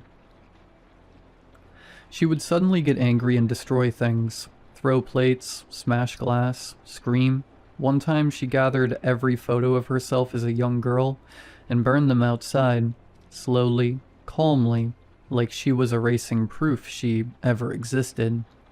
The family brought Eustace to do Rugya many times. Some left early. One of them said the thing inside her had already settled in her heart, that it wasn't just attached anymore. Then one night she spoke in a voice that was not hers, lower, slower, very confident. She said there was a keris hidden in the house, and told them exactly where it was, a place nobody remembered. When they checked, it was there, exactly there. The Eustace said it was Shirik. My grandfather took the keris to a river at night and threw it away while praying. He thought that would end everything. It didn't. Later, my great-grandmother admitted something terrible. My great-grandfather had been feeding a jinn for years. Offerings, rituals. He wanted to pass it down to his sons. My grandfather refused, so it went to my aunt instead. They sent her to a mental hospital. Doctors checked her and said she was sane. She told them calmly, "I'm not crazy. The minister wants me. He wants to marry me." Even now, at night, you can hear her whispering prayers, crying, then stopping suddenly like she's listening, then answering back. Old people say during British rule some people made pacts with jinn for protection and power. They didn't understand you can't control something like that. You don't borrow power. You invite something to stay. My grandfather tried to break it by trusting only Allah. But that house is still not quiet at night, and whatever is there sounds like it's been there for a very long time. Edit. Right now, whatever it is seems tied to my aunt. She's old and very sick, and honestly, that's what scares the family. We don't know what happens after. No one knows who it would go to, or if it even follows normal rules. In our belief, these things exist around us all the time. You can't see them with human eyes. But that doesn't mean they aren't there.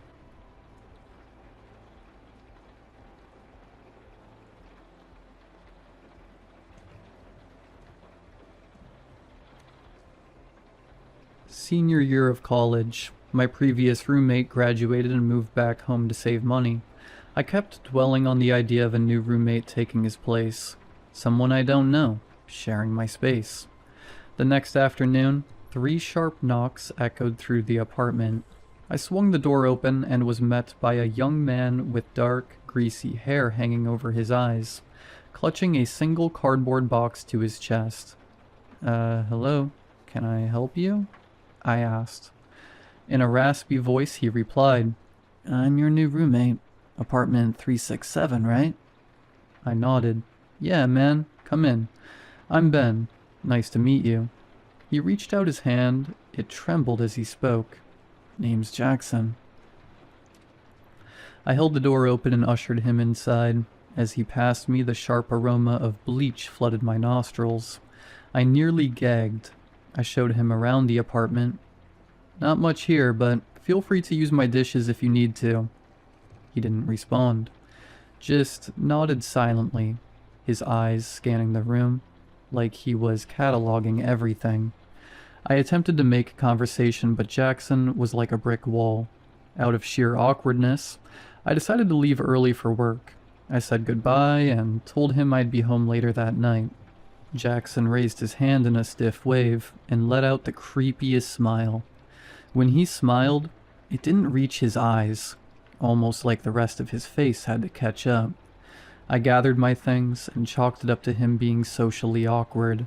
Later that evening, when I arrived home, all the lights were off in the apartment. I assumed Jackson wasn't home. I switched the lights on and swung the fridge door open.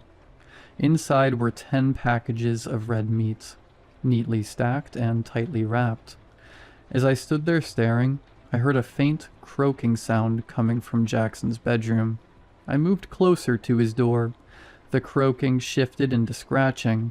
Then suddenly, the noises intensified. My nerves shot through me. I banged on his door. "Hey man, everything alright?" Everything went silent.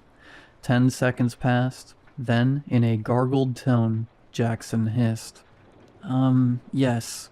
Just getting dressed." "Okay," I said quickly. "Just checking. I heard some noises." No response. I went back to my room and locked my door. For the first time since moving in, the next morning, Jackson was gone. His door was wide open. I tried to ignore it and went straight to the fridge to grab my eggs. Before I could, I noticed 5 of Jackson's meat packages were missing. I assumed he'd cooked sometime during the night. Still, curiosity gnawed at me. I slowly approached his bedroom. A tangy, metallic smell hit my nose as I peered inside. The room was practically empty, like no one had ever moved in. Except for the cardboard box. It sat unopened on his desk. As I stepped closer, a knock sounded at the front door. I recoiled. The knocking came again. I cracked the door open to see Jackson standing there, with a woman beside him. "Hey, Jackson," I muttered. He rushed inside, the woman following closely behind. "Forgot my keys," he mumbled. "Thank you." His eyes darted towards his bedroom as he shut the door quickly. "This is my sister, Amber," Jackson said. Amber cocked her head to the side and raised her hand in a stiff, unnatural wave. She never spoke. "Nice to meet you," I said softly. "Are you helping Jackson move more stuff in?" Her eyes stayed glazed on me. Jackson hissed, "You didn't go in my room, Ben, right?" I would never intrude," I said quickly. He nodded and pulled Amber into his room. He stared at me the entire time. I left the apartment soon after. That night at work, I told my coworkers everything. Kelly was the most adamant. "Ben, this isn't a joke," she said, gripping my arm. "You're uncomfortable in your own home. This guy's a stranger. Who knows what he does?" I nodded. "Did you hear about the student who went missing?" she added. My stomach dropped. "Who?" "I don't remember his name," she said, "but I heard the FBI's involved. Just trust your gut." The next morning, I decided I'd request a roommate change. When I got home, I went straight to my room and locked the door. Jackson was inside his room, as usual. Knock, knock, knock. My heart sank. Jackson? "Can we talk, Ben?" he asked.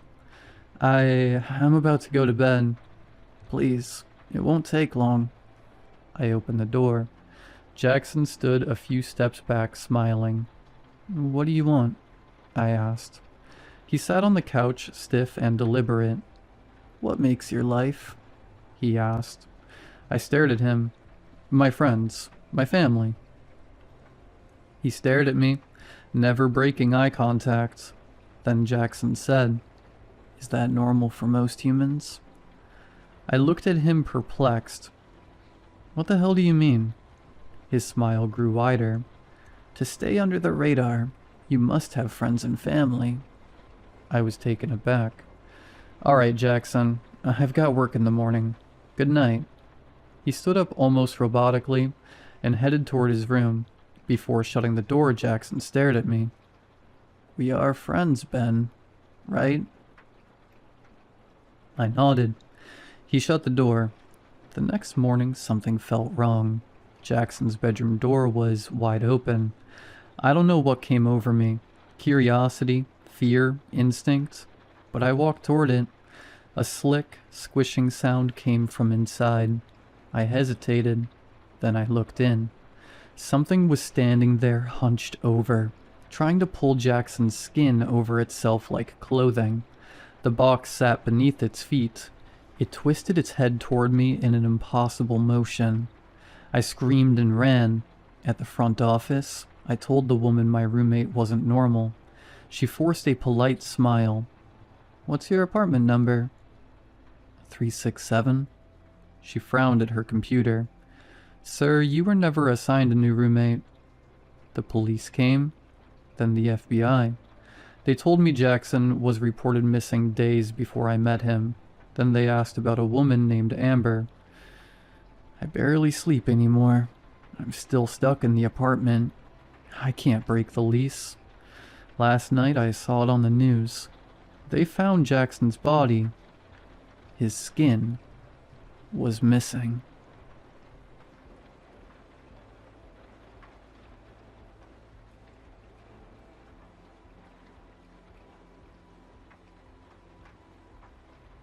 I don't think my recovery is going the way it should. That's not fear talking. I'm not in pain exactly. If anything, I feel calmer than I probably should. Comfortable. But there are gaps. Entire stretches of time I can't account for, and when I try to focus on them, my thoughts slide away like they're tired of being held. Let me start from the beginning. I was finally back in my apartment. The place stunk of cleaning agents and something faintly like pungent soap. Bleach and dish soap. Sharp enough to sting the back of your throat, but was thankfully free of pests. My Uber driver was kind enough to help me up the stairs. The bandages on my legs made it hard to walk comfortably. It was kind of weird seeing a few of my neighbors' houses marked with fumigation signs and taped off, but nothing compared to how happy I was to finally be home. The couch was a sight out of a romance movie, compared to the stiff hospital cot I'd been sleeping on for the better part of 4 days. I resisted the urge to flop into it, still a bit uneasy about what had led me to need all these bandages in the first place. Nothing under the cushions, thank God. I eased myself down into my usual spot, hissing slightly as one of the wounds on my leg stretched in an uncomfortable way. Still a massive improvement. The bites were painful but healing, slowly. They still wouldn't scab properly, but at least they were closing. Remote in hand, Netflix, trashy romance blaring in the background, and my favorite soda. Exactly what I needed, at least until the knocking came. Seriously? I know they said my insurance would cover home health care, but I'd barely been home 2 hours. My bandages shouldn't need changing for at least a day, right? With a quiet, okay, maybe loud, groan of frustration, I peeled myself off the couch. My back and legs, wounds, threatened to tear again as I eased my way to the door. I wasn't expecting anything in particular. Maybe a guy fresh out of college. Maybe some woman with a slightly chubby build. Anything but the old, cheerful woman who greeted me by pushing her way inside the moment the door opened. My, what a lovely home. Oh, but you could use some cleaning. Must be tough in your state, dear. That sing-song voice grated on my nerves, almost as much as her jostling past me did. Can I help you? I asked flatly, half expecting I'd let in a saleswoman or maybe some kind of religious nut. Why, dear, I'm here to help with all of this. She motioned dismissively to my entire being. You're in such a state. So she was my nurse. All right. Look, not to be rude, but it's been a tough week. Can we just do whatever you need? My mother wouldn't really approve of me being such a poor host, but it's not like she'd ever find out. The woman stood there for a solid beat, simply staring at me with that same cheerful smile you'd see printed on a metal tin of pancake batter. "Take a seat, dear." Calm. Still sweet. Now, sitting I could get behind. At least, I wouldn't have to worry about stepping wrong and hurting myself. She placed a hand on my back as I leaned forward, gently pushing me into position. Somehow she avoided the wounds, and her hands were surprisingly warm. "Now I'm going to grab a few things from my bag. You have a drink, yes? It's bitter, but it'll do wonders," she chirped as she moved with a slightly alarming amount of energy toward the door, retrieving the bag she'd left behind. It was an old thing, black faux leather, or maybe real, with a gaudy floral strap and way too many pockets. I was expecting something herbal, but instead she pulled out a standard orange pill bottle. She unscrewed the cap and shook a couple of blue-pink capsules into her open palm. "Just 2 today, dear. We might up the dose later." I didn't think nurses usually handed out medication, but I reasoned the doctors must have sent her with it. I'd always been too trusting of people I thought were in the medical field. After all, that's what you're raised to do, right? Mom was always the one to comfort us during shots, saying, "The doctor knows best." Whatever was in that medication worked fast. The pain disappeared in moments, replaced by a looseness, a light dizziness. All the while, the nurse rested her hand on my shoulder and gently squeezed. I remember how warm it felt. Things got fuzzy from there. I know she applied some ointment to a few of my nastier wounds. We chit-chatted a bit, the usual stuff. Any new pain? Feeling tired? Having trouble staying awake? She asked gently. I told her I felt drowsy. She just grinned. "That's normal. Means it's working, dear." I slept better than I had in days that night.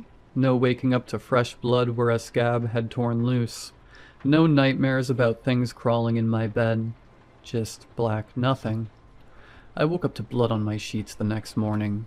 At first, my thoughts turned to the worst, but something dulled the panic before it could really take hold. I've never been good with the sight of my own blood. That calm didn't sit right with me. Still, it helped me focus. The bandages she'd applied yesterday, soaked with whatever ointment she'd used, had come undone. My left arm was bare, wounds leaking blood through half-formed scabs. I couldn't help but notice, though. The scabs were gone. Not crumbling away, not falling apart. Staying. Maybe the cream was working. I eased myself out of bed, carefully balled up the sheets, and tossed them onto the floor. I'd deal with them later. I just limped into the kitchenette when the knocking came again. I took a deep breath and steadied myself against the counter. The medicine had clearly worn off. Every step tore, every bandage rubbed grit against open wounds that felt newly exposed. "I'll be there in a..." The click of the doorknob cut me off, and there she was again. Same cheery smile, same beige cardigan, same black bag with the tacky floral strap. "Oh, hey, thanks for coming back," I said awkwardly, wondering how she'd gotten in. Had I left the door unlocked yesterday? "Hello again, dear. Ready for your medicine?" Same tone, same energy. It was too easy to let her take over. I was tired. I was sore. I just wanted it done. "Sure," I said. "Just let me get a sandwich or something." She gasped, a hand flying to her mouth. Shock, or maybe hurt, replacing her usual chipper demeanor. "Oh, no, no, no. You need to rest, dear. Let me handle that for you." I tried to protest, but she took my arm and pulled me toward the couch. Pain flared as the movement reminded me just how much the medicine had hidden the day before. I felt a pang of annoyance as she helped herself to my fridge, pulling out a cold bottle of water and handing it to me along with another round of those blue-pink pills. Still, I couldn't complain. They worked. Within minutes, my aches eased and the world began to blur around the edges. I must have dozed off when the smell hit me. Bacon. I turned my gaze from the TV, which at some point I'd apparently managed to turn back on, now playing a nature documentary, and toward the kitchen. She'd put on an apron and was busy cutting lettuce. The thought of saying something, anything, about her helping herself to my groceries was pushed aside by this idea of a warm meal, not from a hospital. And I'm glad I didn't. She made a classic breakfast spread, perfectly cooked scrambled eggs, fluffy and soft, bacon just how I like it, a little chewy with some crunch. She even turned it into a couple of BLTs, all arranged neatly on a platter I didn't remember her bringing, alongside a tall glass of some kind of juice. Now dear, it's a little bitter at first, but trust me, it'll help. She wasn't lying. It tasted like orange juice mixed with lemon, sugar, and something distinctly medicinal. Whatever it was, warmth spread from my gut outward, turning what had been a dull, painless throb into a light, almost drunken floatiness. She spent the next hour going over my words, talking about her garden and how Reginald had been acting up again. Apparently, she named her plants, which I found kind of adorable. She spoke about their care the same way she spoke about me, as if they were patients too. Those pills really did wonders. I didn't feel a thing. Not as she peeled away rust-red, crusted bandages and replaced them with clean ones. Now as she pressed ointment-slick fingers into open wounds. The scabs from the previous session were holding, but the skin around them had taken on a strange discoloration. I looked at her, vision blurred, the world soft. Hey, is it supposed to be yellow? She watched me for a moment, one eyebrow quirking up as she processed the question. Then that same reassuring smile spread across her face. Why, of course, dearie. That just means the medicine is getting rid of all those nasty little toxins in your... Well, they're not really bites so much as openings. She paused, stroking one of my wounds perhaps a bit too long. It was odd. She looked almost loving as she applied the ointment, but not to me, to the wound. Then again, I wasn't exactly in the best state of mind. The pain might have been gone, but I was bone tired, drifting in and out of sleep as she tended to me. When I turned to look at her, she lifted her head to meet my gaze, still smiling. I woke up in my bed. New bandages, clean sheets. It was dark out. I must have slept all day. The thought of getting up felt pointless, but I tried anyway. No dice. My body felt unbearably heavy, and I let sleep take me again. I blinked, and the scene shifted. Daylight. The weakness was fading, my mind still foggy, but slowly clearing. What was happening again? I still couldn't get up. My head tilted down to look at my body wrapped in bandages, but something felt off. Or rather, smelled off. Urine, and something else. Sour, stale. I'd messed the bed. I couldn't feel it. I was vaguely aware of dampness, but my sense of touch felt distant, like my body belonged to someone else. The door creaked. I would say I tensed, got tight. The fear was there, but it just wasn't latching.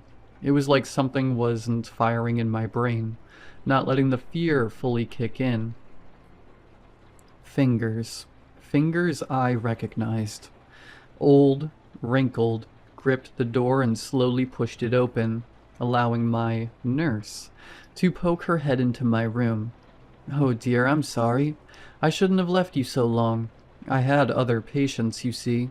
Reginald really was acting up today. Didn't want to take his medicine, you see. She began to ramble, walking up to me and flipping me over as if she'd already done this a dozen times. She cleaned me, changed my sheets, gave me some kind of injection I barely felt. Sadly, you can't really drink like this. She paused, looking almost regretful, Or maybe just concerned. She took my limp hand in hers. It made me realize how cold I felt. She turned to look me dead in the eye, cheer returning to her demeanor. But don't worry, dear. I've got you. It's been like this for days. I get my sense of touch back from time to time. I've written this in pieces. She says I'm straining myself too much, but she's just being nice. I don't really want her to leave. She's so nice, but something's wrong. I don't know what, but this isn't right. I got a text saying my insurance wouldn't cover the home health care. How nice of her to do this in her free time. She has to be a volunteer. How else would she know to come? She mentioned that Reginald had been doing better in the last couple of days. Something about me helping him along. She says this is all part of the process. All part of how she helps us get better.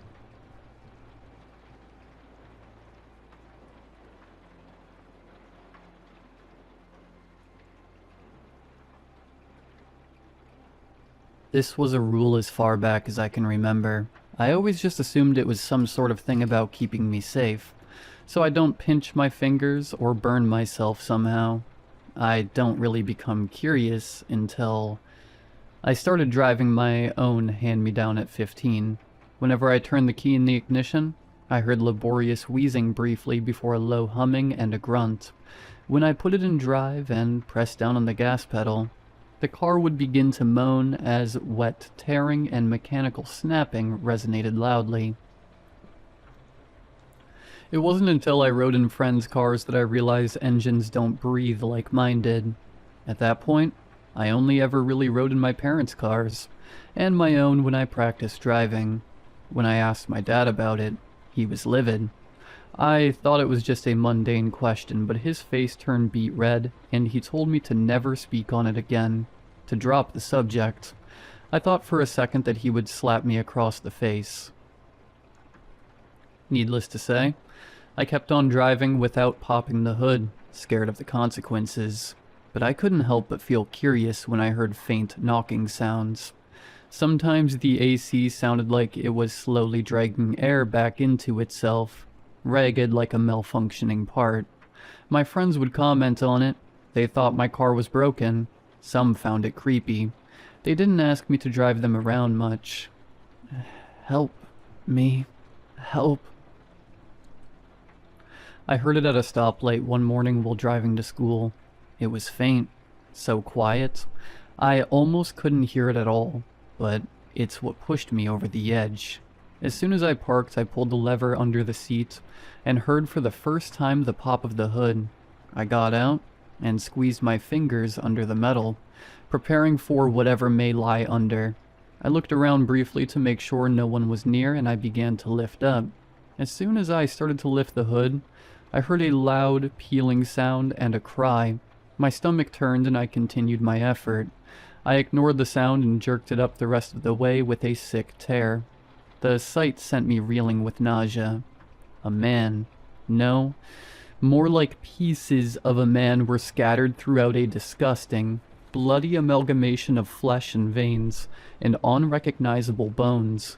Long fingers jutted out randomly, moving spastically, blood under their worn nails.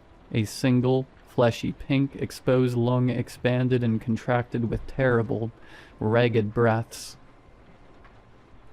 Metal tubes and wires and gears interrupted the mass, ripping through the flesh, leaving charred skin in places and intersecting at odd angles. Then I saw the face. It was stretched out, close to ripping apart. 2 eyeballs were stuck open, bloodshot red with black soot tears staining the skin around them. The nose was more like 2 open cavities that mucus bubbled from. The mouth was stretched open like the eyes, and the inside was stained black along jagged and broken teeth. It began to scream something awful. My grip slipped as I fell to my knees. The hood slammed shut, and I couldn't stop myself from heaving up my breakfast onto the pavement. My world was spinning. I went about my day without really being able to focus on much. The sight of the car had me shaken to my core. I was terrified when school let out. I'd have to drive home. I sat inside the car, my fingers tingling as they held the key right at the ignition. When I gathered the courage finally, I turned the key and I was met with the familiar grunt and wheeze followed by bones snapping and flesh rendering as I drove it home. Oil. I need oil. The death rattle beckoned from the AC vent. I tried to ignore it the best I could. Please, God, please. It was too much. I raced the rest of the way home, and my parents were both gone still. I searched the garage for oil, eventually grabbing the container and heading back to my car. I popped the hood, the sick squelching loudly entering my ears. Oil. The mouth opened as wide as it could, a putrid rotting odor emanating it. Its eyes were crying black tears. I unscrewed the lid and, with trembling hands, began to pour. The thick, yellow fluid began to flow into its mouth. I gagged as I watched the mouth guzzle it like a thirsty dog. It trickled out the sides of the mouth and coated the cracked teeth. I stopped pouring once the tears stopped flowing from its eyes. I shut the hood and carefully put the oil back in its place. This routine continued for the next week. All the while, I never confronted my dad, fearful for his response. The engine would speak to me occasionally, making requests like turning the AC down or slowing down my speed. I obliged. One night, I sat with my parents for dinner as they joked about memories from my childhood. My mom grabbed a photo album and started pointing out embarrassing kid pictures of me. My blood ran cold when I saw a familiar man in a photo holding me as a baby. Who's that? My fingers trembled under the table. That's your Uncle Tommy. He was your father's brother. My mom responded. My dad smiled a half smile that seemed to hide some other emotion. He passed away when you were real little. Oh, I didn't know that. My fingers dug into my thigh. How did he die? Colon cancer. Sad thing. Same thing that got your grandfather. He frowned a bit and stood up from the table. I think I'll excuse myself. Those photos are great, hun. He squeezed my mom's hand and left the room without another word. Don't mind him. Of course it's a touchy subject. She smiled at me and showed me more photos. I resolved that I needed to see what was inside my dad's car. I waited for the night to settle in, and for my parents to sleep. I grabbed my flashlight and the keys from the front room. Outside in the cold darkness, I quietly unlocked his car and pulled the lever, releasing a sick, cracking noise as I did. I trained my flashlight on the hood, and I steeled myself before lifting it with a swift motion. The rotting stench of burning flesh and oil hit me hard. The flashlight made the blood and mucus shine back at me. The man-engine hybrid groaned at me, gray hairs and wrinkled. Greenish skin wrapped around its face. I knew this man. This was my grandfather. I recoiled and dropped the hood back down. "What are you doing?" The voice echoed from behind me, scruffy and demanding. I saw the shadow of my father against the hood of his car. I turned to face him, my spine like jelly. I shuddered. I couldn't think. "You know I told you to never look there, right?" He grimaced. "Always the curious type, just like Tommy." I tried to back up, but I ran into the car. "Someday it'll be me in there, you know. Someday your mother. And eventually, it'll be you." He began to step away from me. "I tried to warn you, son. Don't go telling anyone about this, or your time will come sooner than mine." He turned his back and walked back inside. My chest felt tight, and I was left cold and confused. I went inside and laid in bed, unable to sleep.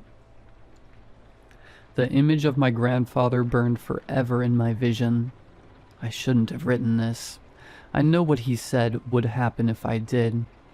But I can't keep this secret. The burden is too much. It's only a matter of time before I become one of them. And when it does, I need someone to know what they're driving. What's really under the hood.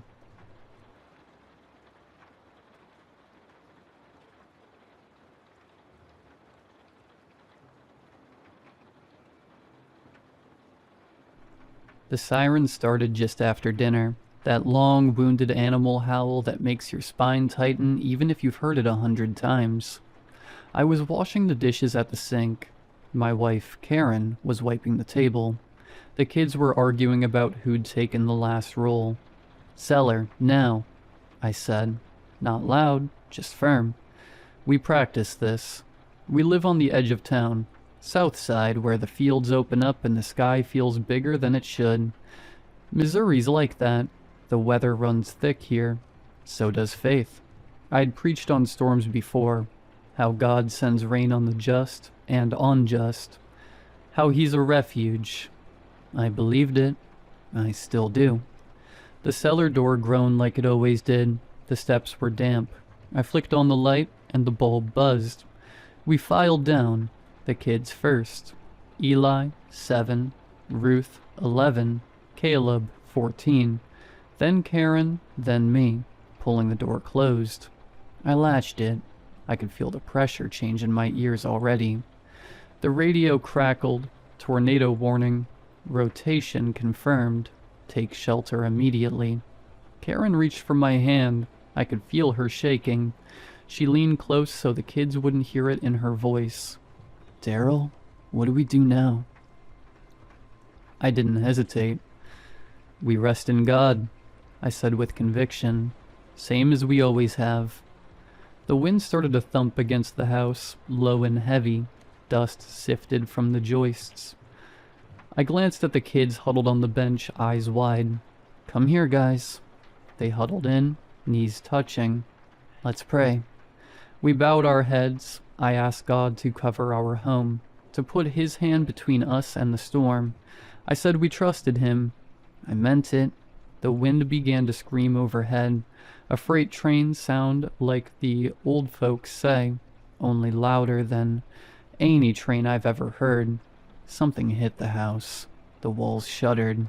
Dirt sifted from the ceiling and dusted our shoulders. Ruth started to cry. I kept praying. I prayed louder. Then, as sudden as it came, the sound pulled away. The pressure eased. The radio said the cell had lifted, jogged east, spared the town center. By morning, we climbed out to broken branches and a torn-up fence. No roof gone, no walls down. Praise God. At church that Sunday, the sanctuary was packed. Folks cried and hugged. We sang louder than usual. The pastor said we'd been spared for a reason. I nodded. I thought of the prayer in the cellar and felt sure I'd been heard. It started with a rash on Eli's arm. Red, angry, like poison ivy but wetter. We tried calamine, then antibiotics from the urgent care. The skin broke open anyway. It smelled wrong, sweet and sour at the same time. Karen got a spot on her neck 2 days later, then Caleb's ankle. People around town started showing up with bandages, with scarves and warm weather. The ER filled up. The state called in help. Men with white hazmat suits started knocking on doors. A woman from the CDC took swabs. She didn't meet my eyes. "We're asking everyone to stay inside," she said. "This is temporary." It wasn't. Karen's skin darkened around the wound, sloughing like wet paper. She tried to joke. "Guess I won't be wearing my Sunday dress," she said. Then she cried when she thought I wasn't looking. They set up roadblocks. National Guard trucks idled at the exits. Phones buzzed with rumors. Bioterror. Judgment. I prayed more. I asked what lesson we were supposed to learn. They didn't gather us in person. Instead, everyone logged into a town-wide Zoom call. Faces boxed and jittery. Microphones muting and unmuting. A man with gray hair and tired eyes filled the main screen. The audio lagged for a second before he spoke. his voice flat and careful, like every word had been rehearsed. We believe the tornado aerosolized topsoil from the agricultural area and dispersed mucorals, spores, present in it over the town. A woman unmuted herself. What's that mean? The scientist hesitated, fingers tight on the mic. It's complicated. I pulled my phone out, thumbs clumsy. Mucor? Autocorrect fixed it. I clicked the first result and felt my throat tighten. I unmuted myself and read out loud. Mucormycosis, I said.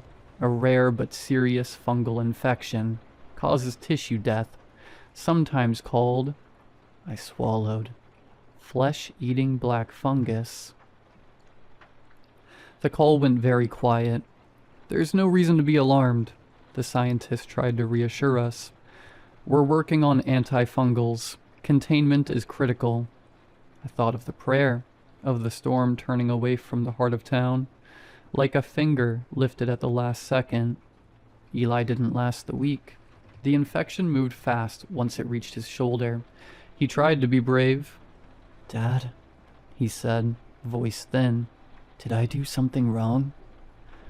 No, son, I told him. Jesus loves you. When they took his body, they sealed the bag tight. I could still smell that wrong sweetness in the house. Karen followed 2 days later, then Ruth. I held Caleb on the night when his fever spiked. I prayed harder than I ever had. I begged God to spare just one of my children. Caleb died before dawn. I'm alone now. Quarantine tape still flaps at the end of the street. The fields are quiet. The sky is clear. I sit in the cellar with the radio off and the Bible open, staring at words about refuge and mercy. I turn to a page I don't remember marking. Job. Thin paper whispering. The Lord gave, and the Lord has taken away. Below it I see another verse. Shall we accept good from God, and not trouble? I close the book. My fingers itch. The skin near my wrist has gone soft, darker than it should be. It smells faintly sweet. I'm not afraid anymore. I pray that God receives me. I take comfort in the quiet promise of seeing my family again in heaven.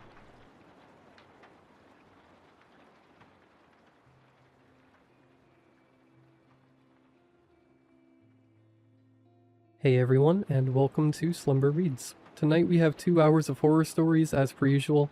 I hope you all enjoy them. If you do, please be sure to drop a like rating. Let's see if we can reach 1,000 likes on this one.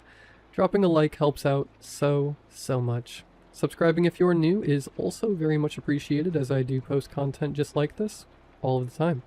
A quick apology for this video going up a couple days late. Last weekend I went to a retro gaming convention. I recently picked up an original Xbox again, and it was one of my favorite consoles when I was a kid. I always really wanted the Buffy the Vampire Slayer game, but I just never got it. So I was at the retro gaming convention hunting for Buffy the Vampire Slayer. I ended up finding it, which is so exciting. I got it home and played it, and the game rocks, by the way. But a couple days later, I woke up and I was just so unbelievably sick. I don't know if I got sick from the convention. One could assume I probably did. But my migraine was so bad, I just could not record. So I took a couple days to rest. I feel a lot better now. I was so sick, I wasn't even playing Buffy while I was sick. I was just laid up in bed. It was awful. But I'm feeling a lot better now. Got the video done. I hope you all enjoy it. If you would like to leave a comment letting me know what your favorite old video game is, I would love to read through those comments. I love conversations about old video games, so let me know. Let me know what your favorite old game is. But yeah, sit back, do whatever it is that you do to relax, enjoy the 2 hours of horror stories with no mid-roll ads, except for the ad break after this intro. There will not be any more ad breaks after that one. And as always, I hope you all have a great night. My husband is the perfect man. Every woman I know has told me so. I just found out why. We met 3 years ago. He was everything. Attentive, funny, remembered the name of my childhood dog on the second date. My friends were almost annoyed at how good he was. Nobody's that perfect. My best friend Kara said. I laughed. I should have listened. The wedding was beautiful. The house came next. A Victorian fixer-upper in a small town 2 hours from the city. His idea. We need space, he said. Away from all the noise. I agreed. I was in love. I would have agreed to anything. The first year was good. He cooked, he cleaned, he left notes on my pillow. He planned surprise trips. He never raised his voice. He never forgot an anniversary or a birthday or a random Tuesday he declared us day.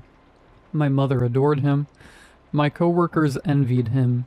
Kara stopped warning me and started saying she wished she could find someone like him. I noticed the first thing about 6 months ago. It was small. So small I almost didn't register it. He was chopping vegetables and I saw him switch the knife from his right hand to his left. I said something like, I didn't know you were ambidextrous.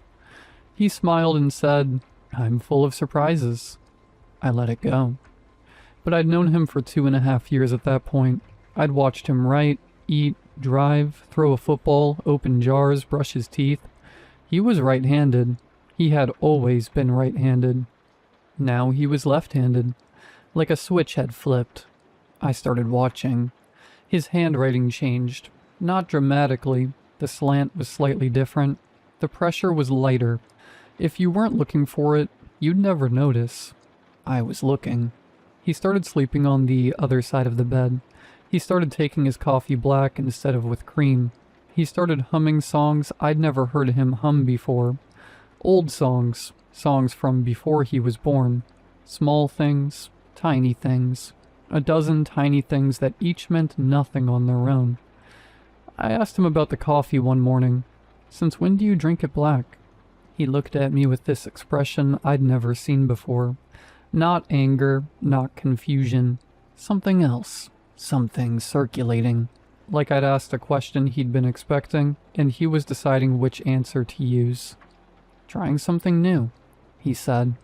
New year, new me. It was June. I started keeping notes in a private document on my phone. A list of changes. The handedness, the handwriting, the coffee, the sleeping position, the humming.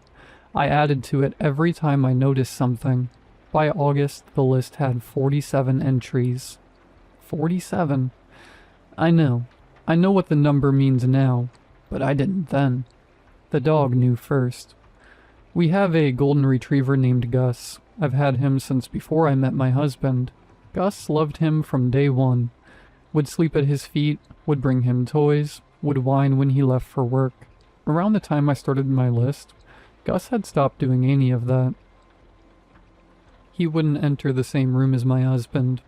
He'd freeze in doorways, he'd growl in his throat, a sound I'd never heard him make. At night he'd press himself against my side of the bed and stare at the bedroom door. All night, every night. My husband said Gus was getting old. Dogs get weird in their senior years, he said. Gus is 4. Last month I woke up at 3 a.m. and my husband wasn't in bed. I found him in the basement. He was standing in the dark facing the wall completely still. Not moving, not speaking. Just standing there like someone had paused him. I said his name. He turned around and his face was wrong. For just a second, less than a second, his features were slightly off. The eyes a little too far apart, the mouth a little too wide, like someone wearing a mask that had slipped. Then it was gone and he was my husband again. Smiling. Couldn't sleep? He said. Came down here to think. He kissed my forehead and went back to bed. I stood in the basement for 10 minutes after he left, trying to convince myself I'd imagined it, trying to unsee what I'd seen. I couldn't. That night, I added entry 48 to my list. Face slipped. The next morning, I called Kara. I hadn't talked to her in months. He'd slowly separated me from everyone. Not dramatically, not with rules or demands, just with suggestions. Kara's kind of negative, don't you think? Your mom stresses you out. Maybe we skip this visit. Your coworkers don't respect you. You should look for something remote. One thread at a time until I was alone in a Victorian house 2 hours from anyone I knew. Kara didn't answer. I tried my mom. No answer. I tried 3 other friends. Nothing. I checked my texts, my calls, my emails. I'd been reaching out. I had the sent messages to prove it. But nobody had responded in weeks. I checked my husband's phone while he was in the shower. I found a blocked numbers list. Kara, my mom, my dad, my brother, every friend I'd ever had, every coworker I'd ever mentioned. Blocked. Not on my phone, on his. He'd been intercepting. He'd been responding to them as me, telling them I needed space, telling them I was going through something, telling them not to contact me. There were hundreds of messages, months of them. He'd been both of us, the perfect husband and the wife who was pushing everyone away, building a cage out of my own voice. I didn't confront him. I pretended everything was normal. I smiled at dinner. I kissed him goodnight. I waited until he was asleep and then I went to the basement. I don't know what made me look behind the water heater. Some instinct, some part of my brain that had been putting pieces together while the rest of me was playing wife. There was a door. Not a real door. A hole in the wall covered by a piece of drywall that had been cut to fit. Behind it was a space. A small room, maybe 6 feet by 4 feet. Concrete floor, no windows. A single light bulb hanging from a wire. And on the floor was a phone. My phone. My old phone. The one I'd lost at the airport 6 months ago. He'd helped me look for it. He'd been so concerned. He'd bought me a replacement the next day. The phone was still on. It was plugged into a charger that ran through the wall. The screen showed a messaging app, open to a conversation with someone named Collector. The last message was from 3 hours ago. Specimen 47 is fully integrated. Subject has not detected the transition. Recommend proceeding to harvest phase. Estimated yield, 94% compatibility. Previous specimens, 46. Success rate, 100%. Above that were photos. Dozens of photos. All of women. All taken without their knowledge. Sleeping, showering, reading, crying. Living their lives while something documented them. One of the photos was of me. From last night, asleep in my bed. Taken from the doorway of my bedroom. I scrolled up.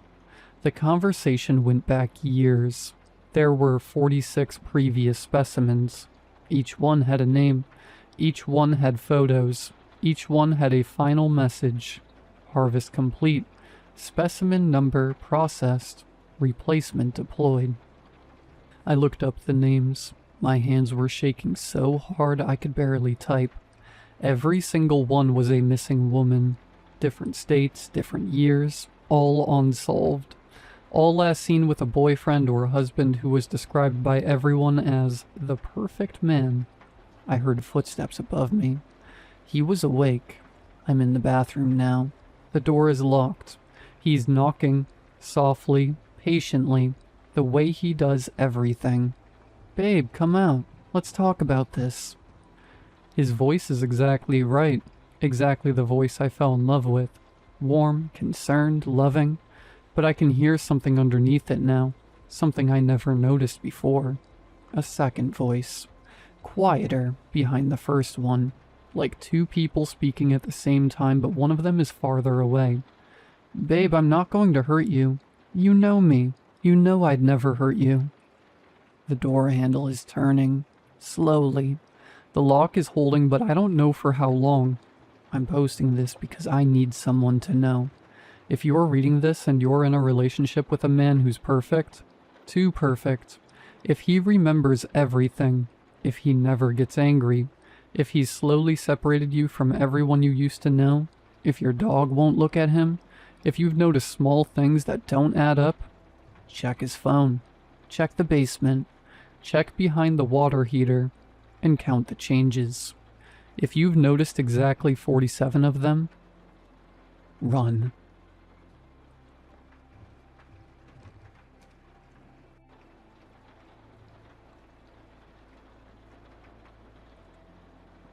Muffled voices bleed up through the floor. I can't make out the words from here, but I don't think they're actually speaking. It's just sound.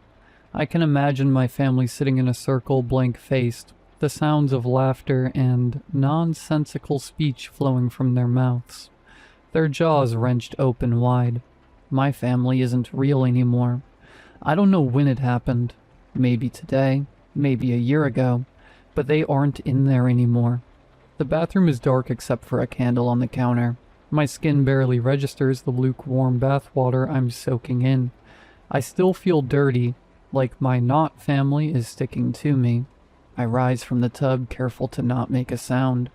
Towel off and press my ear against the floor. The things that replaced my family try to keep up appearances, but whenever I've been out of the room for long enough, their voices begin to slur and jumble together. That's what I hear now. Incoherent noise. It still sends chills down my spine, listening to their idle voices chatter on like this. They overlap one another, laughter interjecting at random. As bad as it is hearing this, their behavior when I am around is 1,000 times worse. They're all smiles and pats on my back, making sure I'm okay or that I've eaten enough. They don't seem to want to let me out of their sight. A couple hours ago, when I came upstairs to take my bath, they stood outside the door with hushed voices for several minutes until they finally decided to go back downstairs. I decided I'm leaving. I don't drive yet, I'm just 15, but I have a friend about 2 miles away whose parents are on vacation. I don't have a long-term plan, but this'll be fine for now. In my bedroom I pack light, 2 changes of clothes, phone charger, the pocket knife my dad gave me when I turned 13, a water bottle. David will have everything else. My heart is in my throat. If I breathe too loudly, my not family will be at my door, forcing me to pick what we're eating tonight. I shoulder my backpack and slide open the window. The screen pops out easy enough. I toss my bag to the grass below and lower myself out the window before dropping to the ground. The side gate would be too loud to use, so I creep across the lawn toward the back fence. I can use the neighbor's gate on the other side. Peter? It's my mom's voice. I turn just enough to see she's running towards me from the back door, arms as wide as her smile. Just have dinner with me, please. One last time. I'm sprinting as fast as I can, backpack bouncing awkwardly as I go. I jump and pull at the top of the fence, but her grippy hands wrap around my waist and pull. Mexican beef tacos with chili powder and cumin and cilantro for topping.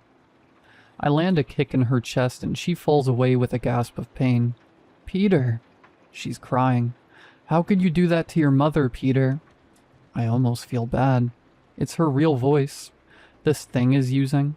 I pull myself up the rest of the way and take a look back. She's flat on her back, dirt on her blouse, but she's smiling. That thing isn't my mother. Dad and Lily are smiling at me from the back porch, too. I swing over the fence, hurry across the neighbor's yard, and stride out into the street. After a few minutes, I slow to a walk. It doesn't seem like they followed. The whole way to David's, I'm glancing over my shoulder, but they aren't back there. The steady mid-afternoon traffic eases my fear. Like there's still something sane in the world. There's a birthday party at the park, and then I'm ringing David's doorbell. Family trouble? I try to act nonchalant, chuckle. Parents are being annoying. He smiles, but it's just a normal smile. Thank God. You have no idea, he says. We're on the couch scrolling when he turns to me. Dude, you seen this? It's everywhere. It's one of those stupid viral rituals. I've seen them in my feed a lot recently. The girl on screen is in a dark bathroom lit only by a candle. She stares at her face in the mirror. She takes out a Sharpie and draws a weird symbol on the glass. I feel like I've seen it before. I invoke the dandelion. Let my hands and legs do your bidding. Let my breath and life be yours forever. She screws up her face, her lips twitching. Then the phone drops to the floor, still pointing at her. She looks scared, eyes darting in every direction. Yeah, so after this she clicked post. I ask. Obviously it's not real, but it has 1 million likes. You know the ad revenue on that? Don't. Just don't. He laughs. Bro, you're such a lightweight. I did it like a week ago. It's fake. I smirk, brushing it off. Yeah, I know. The rest of the day is quiet. After boxed mac and cheese, hot dogs, and a stupid comedy, David heads to bed. I'm on the couch, the moon crawling in through the windows, casting eerie shadows outlined in silver. I keep seeing my mom chasing me across the yard, but it's all messed up. There's blood smeared across her face. I'm not sleeping tonight, so I scroll. My For You page is full of this ritual crap. I try to scroll past it all, but it's video after video, symbol after symbol. One comment stands out. Don't do this. My family is hunting me down now.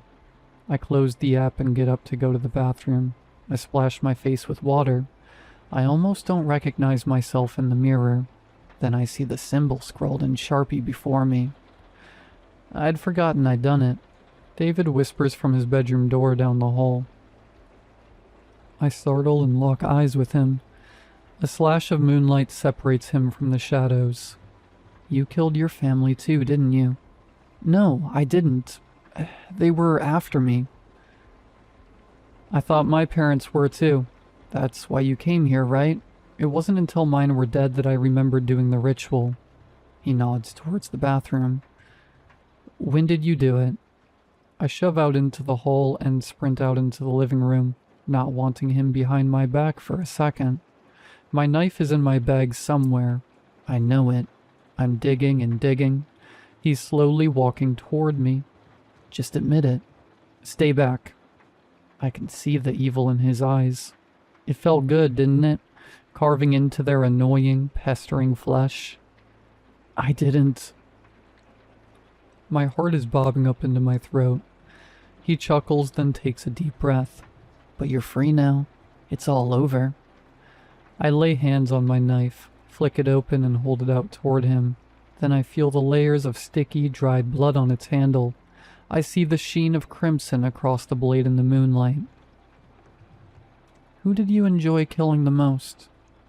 I see my dad and sister, their throats slit, staring up at me from the back porch. Those jagged red lines are almost like smiles. I see Mom round the house, stumbling toward me across the yard, bleeding from her neck but still alive. Peter, just have dinner with me, please. One last time. She's crying when I kick her in the chest. I see the symbol still scrawled across my bathroom mirror before I bathe their sticky blood from my body. I didn't enjoy any of it. I'm crying now, but it's too late.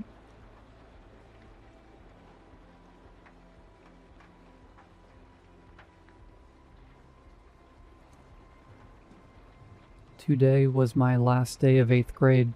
We do this thing called a clap out for the 8th graders to celebrate our last day.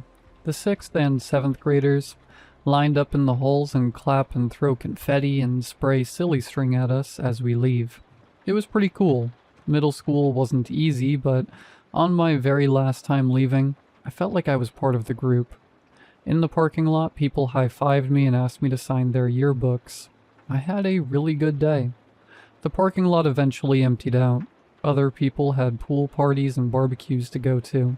When I finally got up to leave, I looked back one last time. Maybe high school would be better. I was halfway home when I realized I forgot my stupid retainer in my gym locker. I remember the time I accidentally threw it out. My mom made me dig through the trash to get it. I said it was gross. She said it was expensive. I headed back to school. There was only one car in the parking lot by the time I got back. It started to rain. So much for those pool parties and barbecues. The doors were still unlocked, but the halls were completely deserted. Mounds of confetti, silly string, and papers littered the floor. The lights were half off, flickering a little. An hour ago the place felt like a party. Now it made me feel weird. I thought there'd be a few teachers around, at least the janitor cleaning up. I got that feeling where the back of your neck tingles.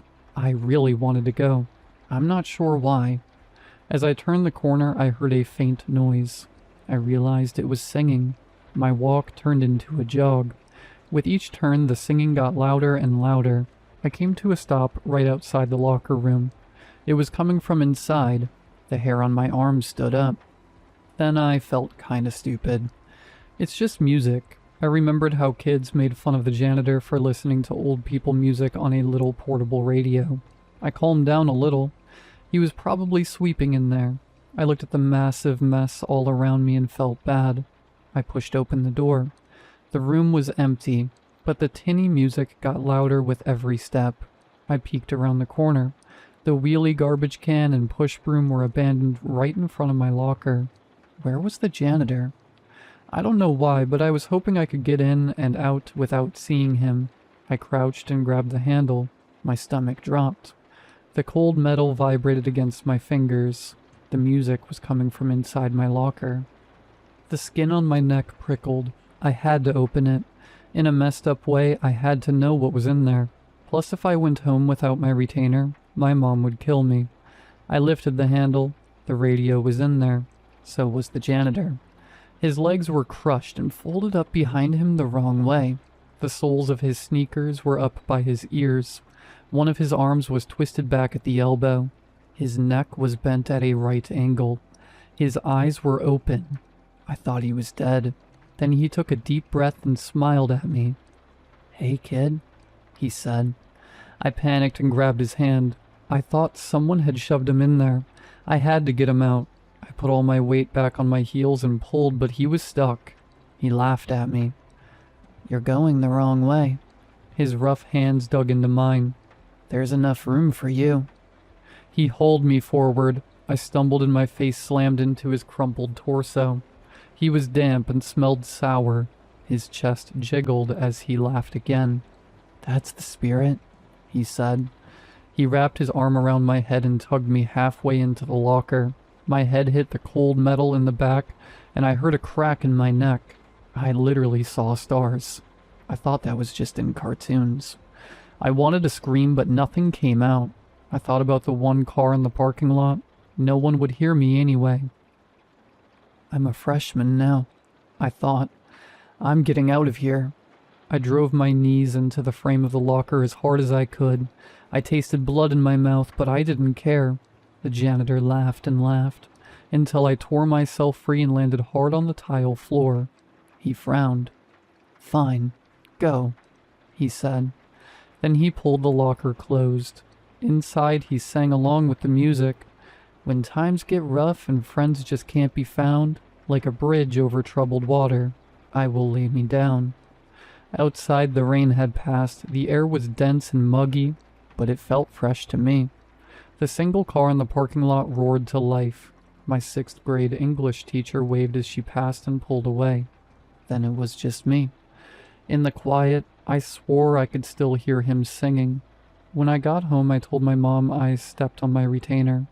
She yelled at me, but I didn't care. I'd rather be grounded than stuck in middle school. Forever.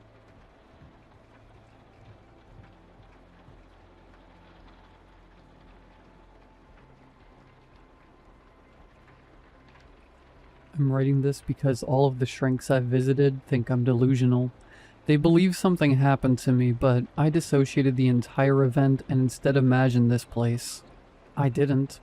Nothing I felt or experienced was imaginary. I don't know how I caught its eye, or if it will come back for me, and I live in fear of that simple thought every day.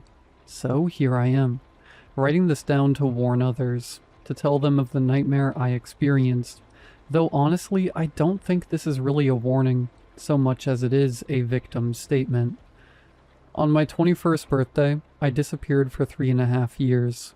I only know this because I've been told nearly 1,000 times. I've been poked and prodded with so many needles that I've made voodoo dolls jealous. No one understood what happened to me. Hell, I don't understand what happened, but I know it was real.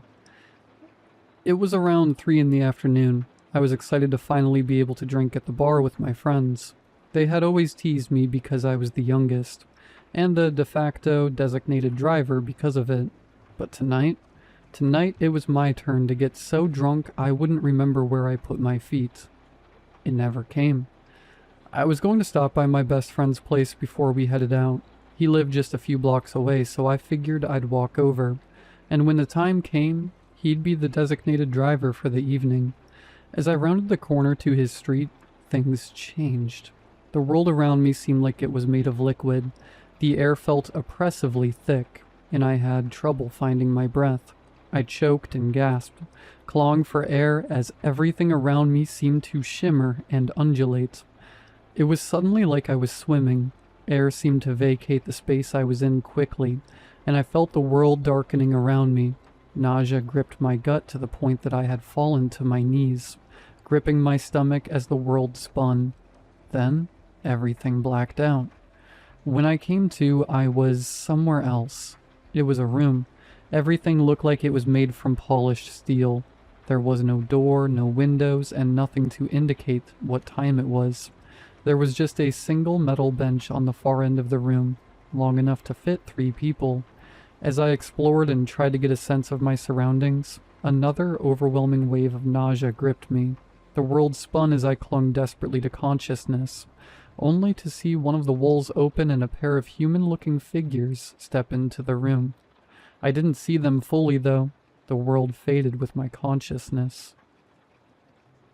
The next time I woke, I was in a lying position. My head was throbbing, and there was some intense light burning into my eyes. I couldn't reach for my forehead, though. My hands had been secured to whatever I was on. I panicked. Desperately, began to thrash and pull at my restraints, but I couldn't move. I wanted to cry out, but something was covering my mouth. "Relax," a voice said from somewhere I couldn't see. "We understand there may be some confusion, but that is part of the experiment." I struggled against the bonds, cries for help muffled by whatever was over my face. "This will go far more smoothly if you just relax," the voice spoke again. "We cannot accurately determine the level of stress you are under, if you are already under so much of it." It was cold, clinical. Finally, something entered my vision. I wanted to scream when I saw it. I wanted to deny it was real, but I couldn't. It had no face to speak of, just a mass of flesh with what looked like a long, thin line traveling from top to bottom. The top of its head was crowned with strange, fleshy tendrils that opened to small rolls at the end of each. I counted 5 on the thing's head as it seemed to regard me. This will, unfortunately, be quite painful. However, it is of utmost importance to us that in the end you answer honestly. Hampering our experiments will only lengthen the process. For this reason, we recommend you comply.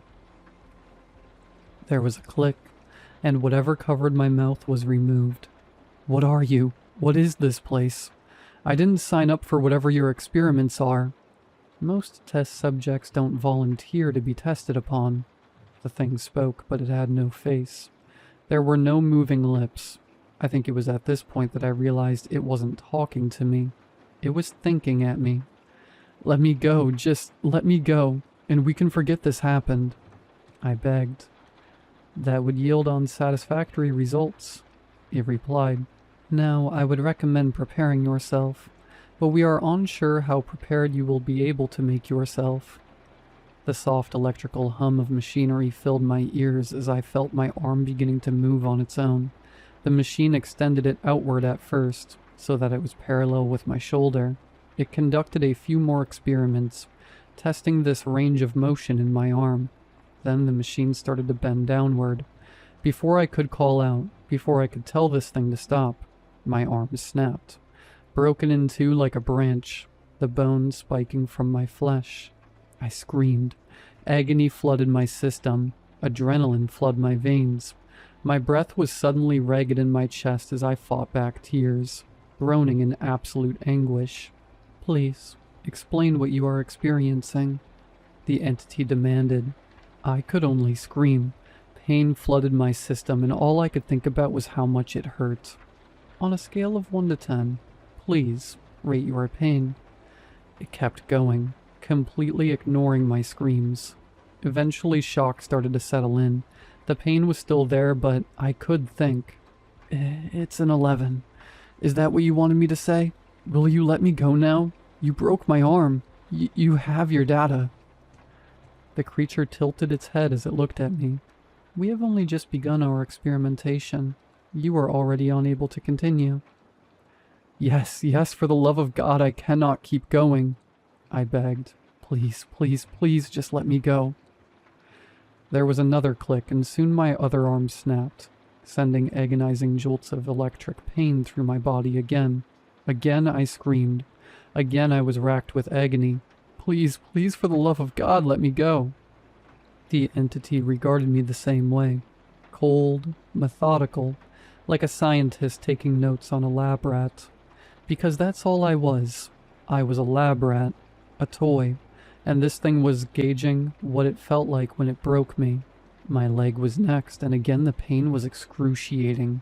I passed out at this point. The world went white around me as my body tried to cope with the sheer amount of trauma it was being put through. Evidently, though, these things had something for that too. I snapped back awake as it broke my other leg, the creature watching with some sort of bizarre fascination. At least, I think it was. There was no real way for me to determine what this thing was doing. At this point, your body has suffered severe trauma. The levels of pain you are experiencing will have flooded your body with extreme levels of adrenaline. If it weren't for the fact that this thing was talking in my head, I wouldn't have heard it through the haze of suffering it cast over my thoughts. Another click. Another whir. I felt my head being pulled upward. The pain in my neck was growing more intense as the machine continued to pull. Then suddenly there was nothing. No pain, no voices, no anything.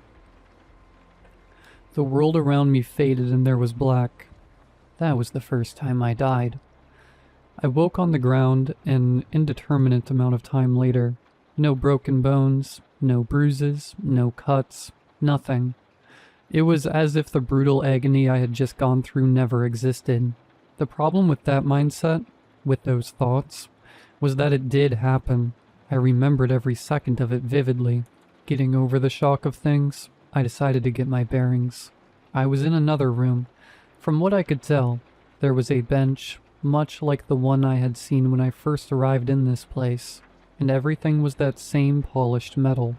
There were no signs of anything else, just the bench, what looked like a sink, and that was essentially it.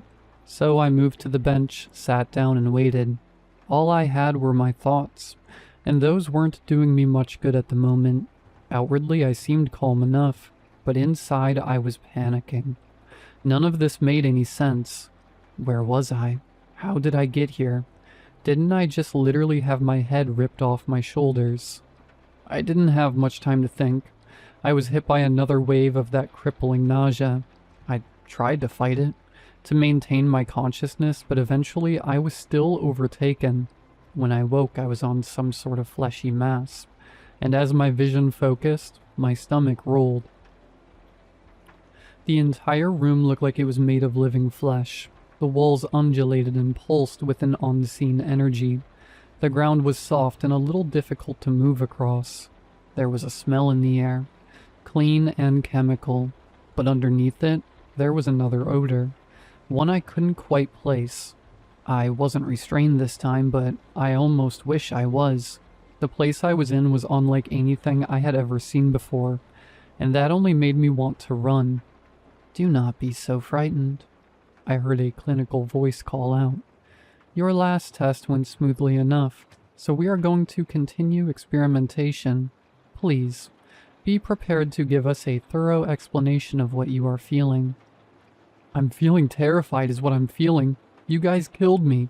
You ripped my head off. You broke my arms and legs. Now you've got me here. Let me go.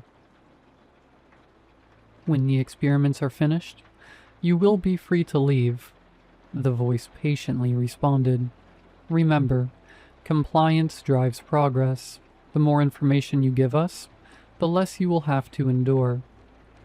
They killed me again that night. I was mauled by some sort of ravenous dog-like creature. All the while, they continued to ask me to rate my pain, to explain exactly what I was feeling. All in all, they killed me 1,278 times.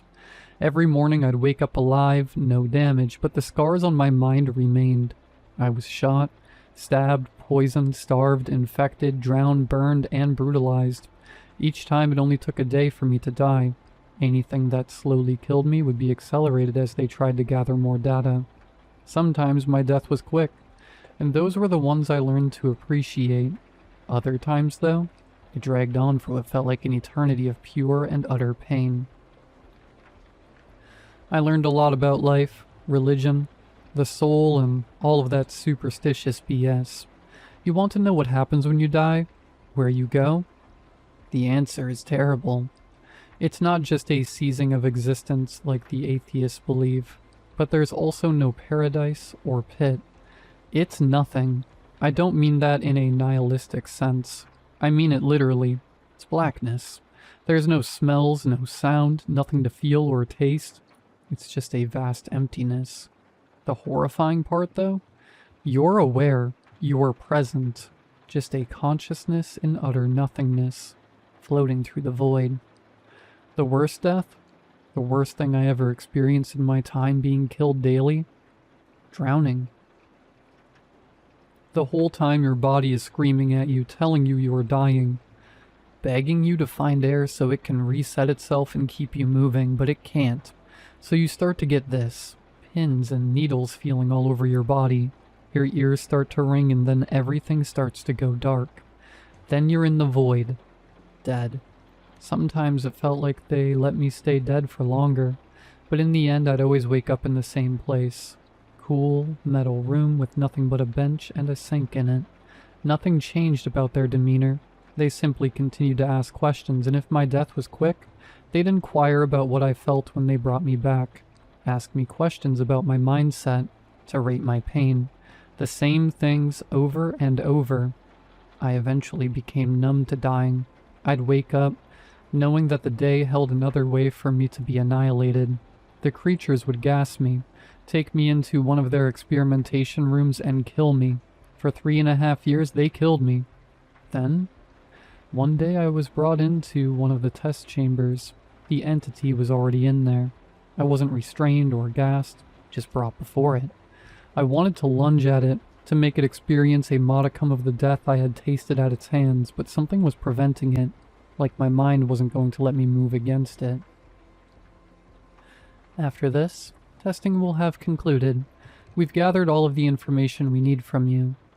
It thawed at me. My heart skipped a beat, and for the first time since my arrival, I felt the bitter taste of hope in my mouth again. You mean you're going to let me go? You will be released when testing is concluded. We had promised this when testing began. I couldn't believe it. All right then, let's get this over with. The entity said nothing else. It turned to me. It wore no clothes. Its body was this mixed hue of light purples and pinks, almost like bruised flesh. Its skin wrinkled in strange places and its arms were too long. They nearly touched the ground. Its knees bent in the opposite direction, but that didn't seem to slow it as it bent and moved forward at an alarming speed. I felt it place a hand on my shoulder, felt the familiar agony of a vice-like grip lifting me into the air to meet its face. I had seen what was hidden behind that slit in the head once. I never wanted to again. One of the tendrils on its head moved into my view, and I watched as a long, bone-colored needle slid from the hole in it. I slit my throat with that needle, and I bled out on the ground in front of it. My last thought hearing, "Thank you for your cooperation." I woke on the ground the same place I had disappeared, the corner of the street near my buddy's house. I didn't know how long I'd been gone at this point, or how many times I had died, only that it was over. The relief I felt was overwhelming. I couldn't believe I was free. I laid there in the road staring at the sky and not a chrome ceiling. For the first time since I had been taken, I began to weep. I was so overwhelmed with everything that had happened that I just broke down and sobbed in the middle of the road. I don't know how long I cried for. but God, it was cathartic. I did eventually head over to my friend's house, and I scared the crap out of him. That was when I had found out I was gone for 3 years, that no one knew what happened to me. I tried to explain what had happened, but as I did, I realized how crazy it sounded. Yeah, man, I was coming to your place so we could go get smashed, and I was abducted by some alien thing that killed me every day for the 3.5 years I was gone. Doesn't exactly come off as something a sane person would tell anyone. The police were contacted. My parents were contacted. The news showed up. I was a local celebrity for a while. No one believed me about the alien, though. If that's even what it was. Maybe it was a demon. Maybe it was something else entirely. All I know is that it was able to kill me and bring me back completely unharmed. Eventually, it was suggested I talk to a psychiatrist. Everyone believes something happened to me, that I was kidnapped and taken somewhere, maybe feed copious amounts of psychoactive drugs, so that I'd think it was all aliens and dying. But when I explained what happened to the shrink, when I went into graphic detail about dying in so many different ways, I could see the concern on the doc's face. They tried all sorts of therapies, tried to get me to open up about what happened, but every time the story was the same. I was abducted, and some weird alien thing killed me, over and over again. They couldn't get the breakthrough they were hoping for. So I was tested, medically. Doctors wanted to know if I had been dosed with psychotropic medicines, or some such BS. No one could accept my story. I still don't think anyone believes me, and I don't blame them. I mean, if I had been told by someone they had been killed over 1,000 times in over 1,000 different ways, I don't think I'd believe them either.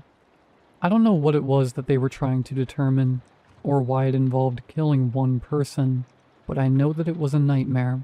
I'm terrified of heat mirages at this point. I don't know if these things are done with me, or if they're just luring me into a false sense of security. It doesn't matter, though. If they came again, I couldn't stop them. And if they come for you, you won't be able to stop them either.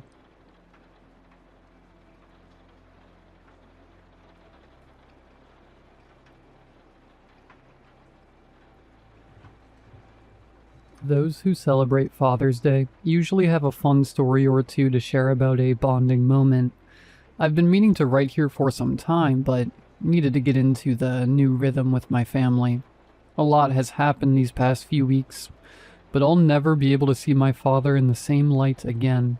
My family and I have been pretty insular from the outside world as far back as one could expect.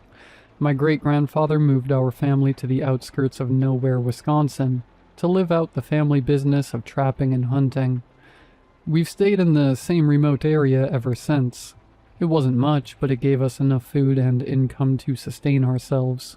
Folks around here don't trust much of the world outside the Great Woods, and have come to trust our neighbors instead. You'd think in such a remote part of the world, you'd be pretty close with your family. Well, you'd be wrong. All my life, my father went out into the woods surrounding our pasture hunting for game. It didn't matter what he'd be after.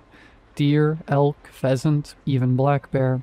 Any excess meat or hide we'd sell to local markets, or trade with neighbors. Despite this, hunting kept my father away for most of my life. He missed every important period of my life. My mother gave birth alone in the hospital while he hunted in the woods with my older brother, Rhett.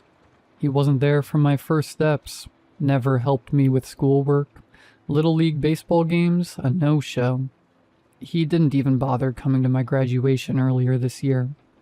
The only semblance of father-son dynamic was he'd come home each night and give me a hug. No words, just a 10-second embrace and, occasionally, a kiss on the forehead. He'd always smell weird, like old grass, dirt, and body odor. I could see the lifeless, ragged look in his eyes from a long day. His absence would be worth it if he actually knew how to hunt. Despite how long the family has been in the hunting game, I've never seen him bring home a single prize. No deer, no elk, not even small game like rabbits or squirrels. Was he just messing around in there? I knew he was in those woods because I would hear his rifle constantly. Even in the dead of night, I'd hear the piercing roars of his Winchester 94 off in the distance once every few hours. I used to think he must have seen something in those if he fired off a few times every 7 or 8 hours or so. Dad and my older brother Rhett never took me on their hunting trips.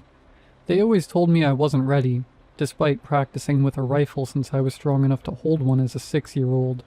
I was good too. The purposeful distance never helped them. Thankfully, Rhett was a much better hunter than Dad. Most days, Dad and Rhett would venture into the woods together like clockwork, but it would never be Dad to make the kill. Rhett always brought in the big game, and supported us financially. In the evenings, I'd help Rhett out with skinning, processing, and packaging the meat.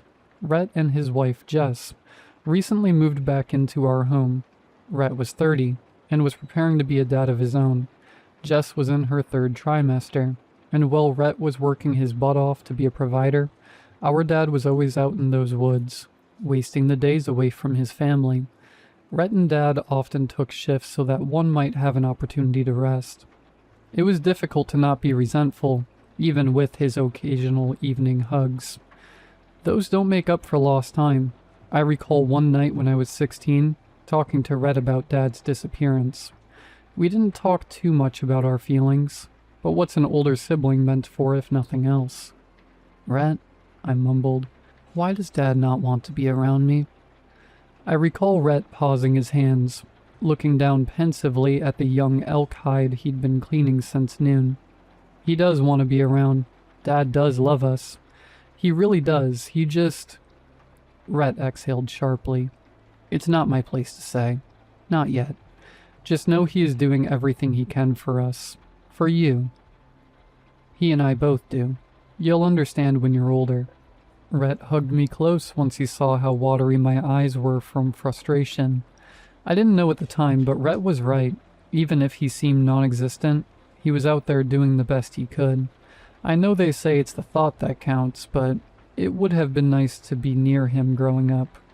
Everything changed about a month ago when I turned 18. I had just graduated high school, and was still considering what to do with my life. I initially wanted to join the family business, and hunt alongside my brother. But if I couldn't join in, maybe go off to community college, make a name for myself, make Dad proud that I became something other than some voyager wannabe in the Midwest. Last month, in the early morning while Rhett was out in the woods hunting, Dad came into my room. "Time to get up, Will. Get dressed. There's something I need to show you." I got up groggily, waking up with another head full of messy brown hair. "What do you want? I'm not in the mood today." My dad sat at the foot of my bed. "I know it's been hard.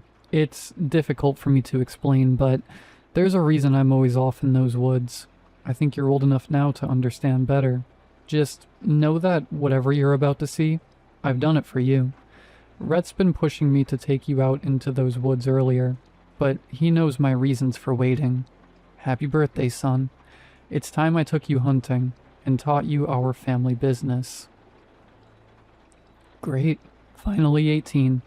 And my first gift from my father was work. Something felt off, though. Dad always seemed weary, but never this invested into my own personal life. I grabbed my jacket, brown cargo pants, boots, and got out the door. For the first time ever, I went hunting with my dad. Our trek into the big woods took over an hour. Pine trees loomed over us, blocking out the sun as we ventured further and further out into the woods. It was pretty barren, and we never ran into or saw any animals worth shooting. Eventually, we reached a tall deer stand used for hunting with elevated range. The tower stood several meters over the ground, standing solidly in place by the massive iron poles and wire anchoring the structure to the earth below. The windows were covered by camouflage blinds, blending the box-like structure into the spring foliage around it. The only way into it was a shabby wooden ladder. It was a bad time to admit to my dad that I was afraid of heights, but I wasn't about to blow my one chance. Entering the hunting stand, I was sat amazed. Hundreds of pictures lined the walls inside the room.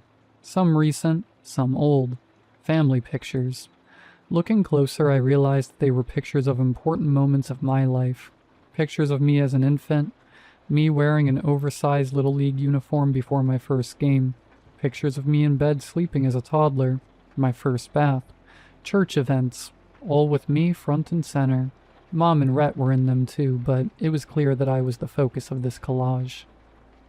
Dad? What is all this? He looked at me, smiling softly. Will, I know I haven't been around too much. Not spending time with you, not seeing you crawl as a baby, not being there for your first steps. Seeing you grow, it was heartbreaking. All I want to do is protect you, but... He paused, voice cracking. There can only be 2 hunters at a time for this thing, and I didn't want to subject you to what I've had to do these past 18 years. I'm getting older and I want to spend time with you. The real you. And I can't keep doing this forever. It's time you take over. Dad, what are you... I was interrupted by a hollow cracking noise coming from the woods. It sounded far, like a dead tree falling down. Only there was no loud crash, just more cracking. Hold that thought, son. Let's get this done quickly. I've fixed the rifle at its head. I need you to see what I've been hunting all these years. I shimmied over towards the rifle. It was postured with a metal rest, fixed towards a dark region out into the woods. Looking through the scope, my heart dropped. Far off into the woods was a gangly figure, splayed out across the forest floor. A body without a head. Its old-timey clothes made it stand out like a sore thumb in these woods. Whoever this was, they wore corduroy pants, an ivory-collared shirt buttoned all the way up, and a dark gray, withered suit jacket one might see in a production of Oliver Twist. I jolted backwards, twisting my head so fast it almost gave me whiplash. Jesus, Dad, what is that? It's not what it looks like, son. Look closer, son. What do you see? In horror of the fact my dad could be a murderer, I turned back around through the scope. He was right. Looking closer at his arms, it seemed human-shaped, but I've never seen forearms extend that far past a man's knees. Its middle finger was noticeably longer than the others, all 7 of them. Its knees were off too, not inverted like a dog or a bird. Its knees were splayed perpendicular to its torso. Strangely enough, its corduroy pants seemed to be tailored specifically for whoever or whatever this was. The cracking noises persisted. It took me a minute, but it was apparent that the shifting sounds were emanating from the mysterious corpse. What exactly am I looking at? Son, the rifle should be aimed directly at its head.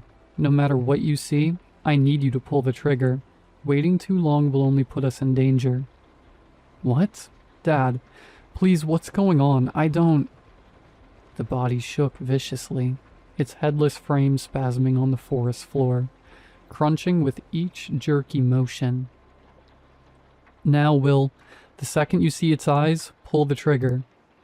I grabbed the rifle, trusting the man I once barely knew in a situation I barely understood. Peering through the scope, I saw what he meant.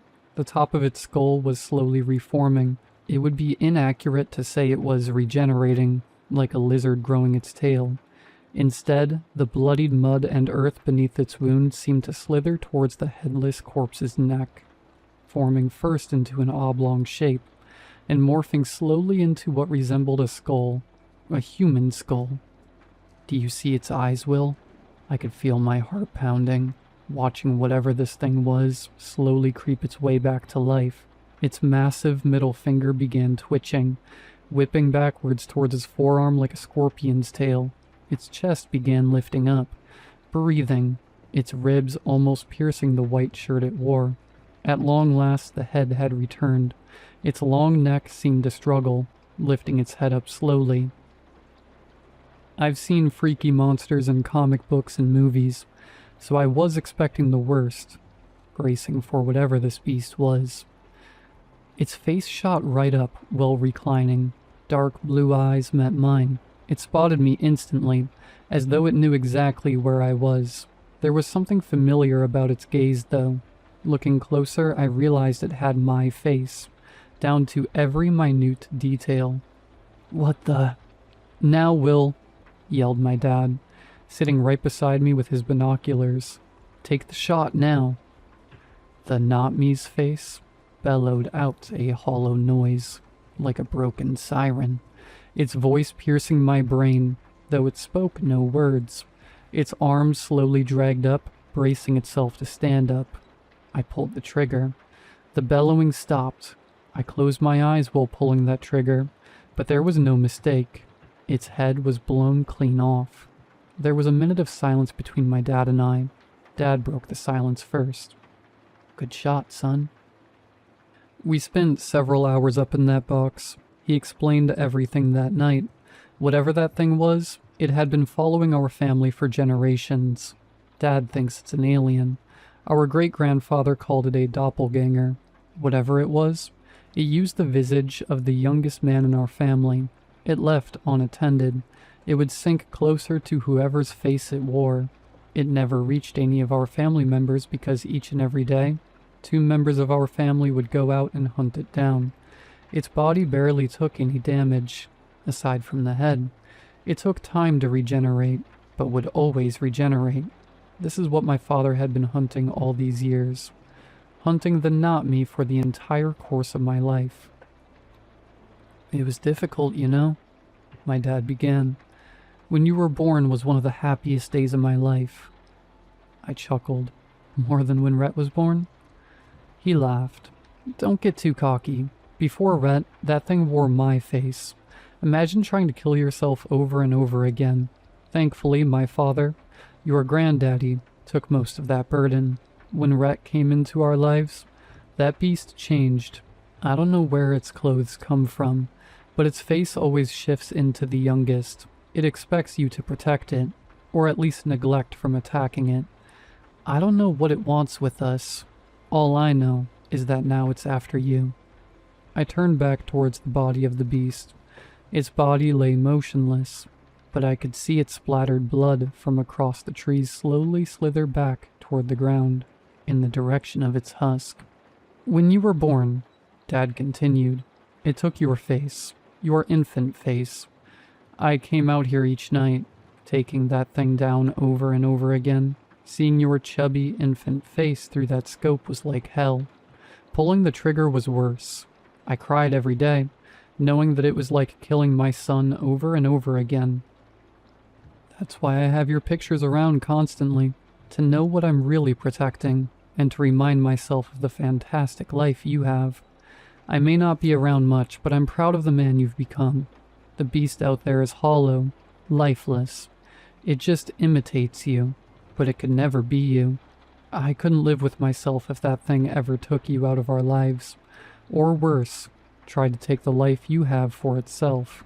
I regret the time I spent not being near you, but it was worth it to preserve the man you've become, and the son I love so, so much.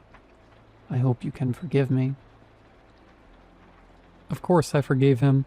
I mean, the poor guy has been killing forest demons for decades now. Who wouldn't feel bad for the guy? We both spent several minutes tearing up, sharing our feelings while splitting a pack of Coors Banquet. He shared his excitement to start golfing as a pastime. He also shared his concerns for the future. Back when I was young, the beast would grow its head back once every 2 days or so. Nowadays, it's at least 3 times a day. It grows faster based on how old the person it personifies is. I was hesitant to start hunting this thing down each day, but I was happy that we got to hang out more. While he'd be around, he shared with Rhett and me that it was time for him to retire. There can only be 2 hunters at a time, boys. He constantly harped at us. Apparently I had an uncle at some point who tagged along with Dad and our grandfather as a third wheel. It didn't end well for him. When I'm not busy hunting, I get to hang out with my dad. Now that he's around the house more, we've gotten to catch up on a lot of lost time. Turns out he's a massive Red Wings fan, just like me. We even got tickets to a few of their games for next year. It was confirmed that while Dad enjoys his retirement, Rhett would take over as the main hunter for the beast in the woods. Well, I took over Rhett's job as the primary provider for the family's hunting business. Rhett went into those woods 3 times a day, just like Dad. It's been somewhat of a seamless process, albeit unnerving, knowing my brother was blowing my brains out across the forest floor each day. Things will be different now, though. Just this morning, Rhett's wife went into labor. They had a happy, healthy baby boy with dark blue eyes, a short nose, and dark brown eyebrows. A face that Rhett would soon grow uncomfortably familiar with.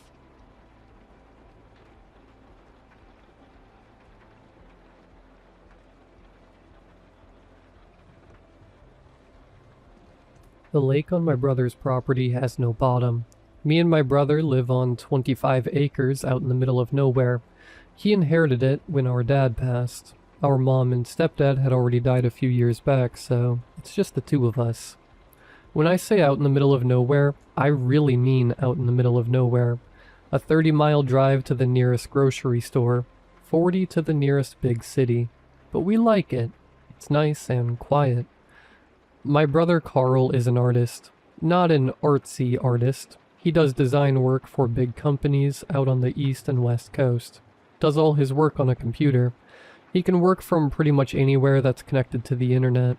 Now, it costs quite a bit to get internet in the middle of nowhere, but it's possible, and he can more than afford it. Me? I'm Jake. I'm a shiftless, no-good, lazy layabout. At least that's what my stepdad always said. My bio dad, when he wasn't being an abusive drunk, would say pretty much the same thing. That's fine. I've made my peace with it. I keep busy by taking care of the place, doing the lawn care, the maintenance, painting, all the crap work that needs to be done. We have a pretty simple life. The strangest thing about this place is the lake. Well, it's actually just a glorified pond. It's about 80 feet across, and almost a perfect circle. Sinkhole, I'd guess. It's way out on the edge of the property past the gazebo. Officially, it's known on the maps as Lake 224, but everyone calls it Gasper's Lake, after some fella that lived here like 100 years ago. The water is unbelievably clear, way more clear than I would have ever expected, and deep. The thing is, I have no idea how deep it is. I heard rumors in town that it's bottomless when we first moved out here, but I paid it no mind. But you can't see the bottom at all. One summer, I had a fella from the state fish and game department come out and stock the lake with fish. I thought I'd do some fishing that fall, but it just didn't take. Don't know how or why, but come fall there wasn't a fish to be found. Didn't make any sense. If they'd died, I'd have seen them floating, right? Another thing is the light. Sometimes at night I could swear I see a glow come up out of the water. I got a nice little setup. I'd sit at the gazebo until late in the evening, grilling bratwurst and sipping cold beer from the cooler. But on the way back, that glow. A color that's just not right, you know? Not bright or anything. You can just barely notice it. But it's there. Anyway, my brother doesn't care about any of that stuff. He's got no sense of adventure, no curiosity. He's all about deadlines, meetings, and products. Sometimes he'll fly out from the local airport on a puddle jumper to go see a client, and leave me out here for a week or 2. You'd never get me on one of those tiny single-engine planes. I kind of get the feeling he's embarrassed of me, but whatever. He flew out to North Carolina, or maybe it was Virginia, one week, and I had the place to myself, so I called up Earl. He's my drinking buddy. I called up Earl and said to him we're gonna find out how deep Gasper's Lake really is. He brought over his John boat, and I'd say about 300 feet of half-inch nylon rope. We were going to be real scientific about this. I tied a cylinder block to one end, and we marked off the rope in 10-foot sections. He backed his truck up to the water, and we got the boat in, and headed out to the center of the lake, and dropped the cinder block over. I figured it'd bottom out at 50 feet or so, but no. That rope just kept flying right on out. 50 feet, 100 feet, 150 feet, just kept going. Maybe we should tie it off, I asked. Yeah, that's probably a good idea, he replied. We got the free end of the rope tied off around the cleats and watched the rope keep spilling out. Every bit of the rope played out, and the boat resonated with a loud thunk. I pulled the rope a bit up out of the water and could feel the weight of the cinder block on it. Earl? I paused. Earl, there's not any way this lake is 300 feet deep, I said. No way, he nodded. What the actual hell? We gotta get more rope, I said. My uncle's got a full industrial spool of half-inch nylon rope. 1,000 feet.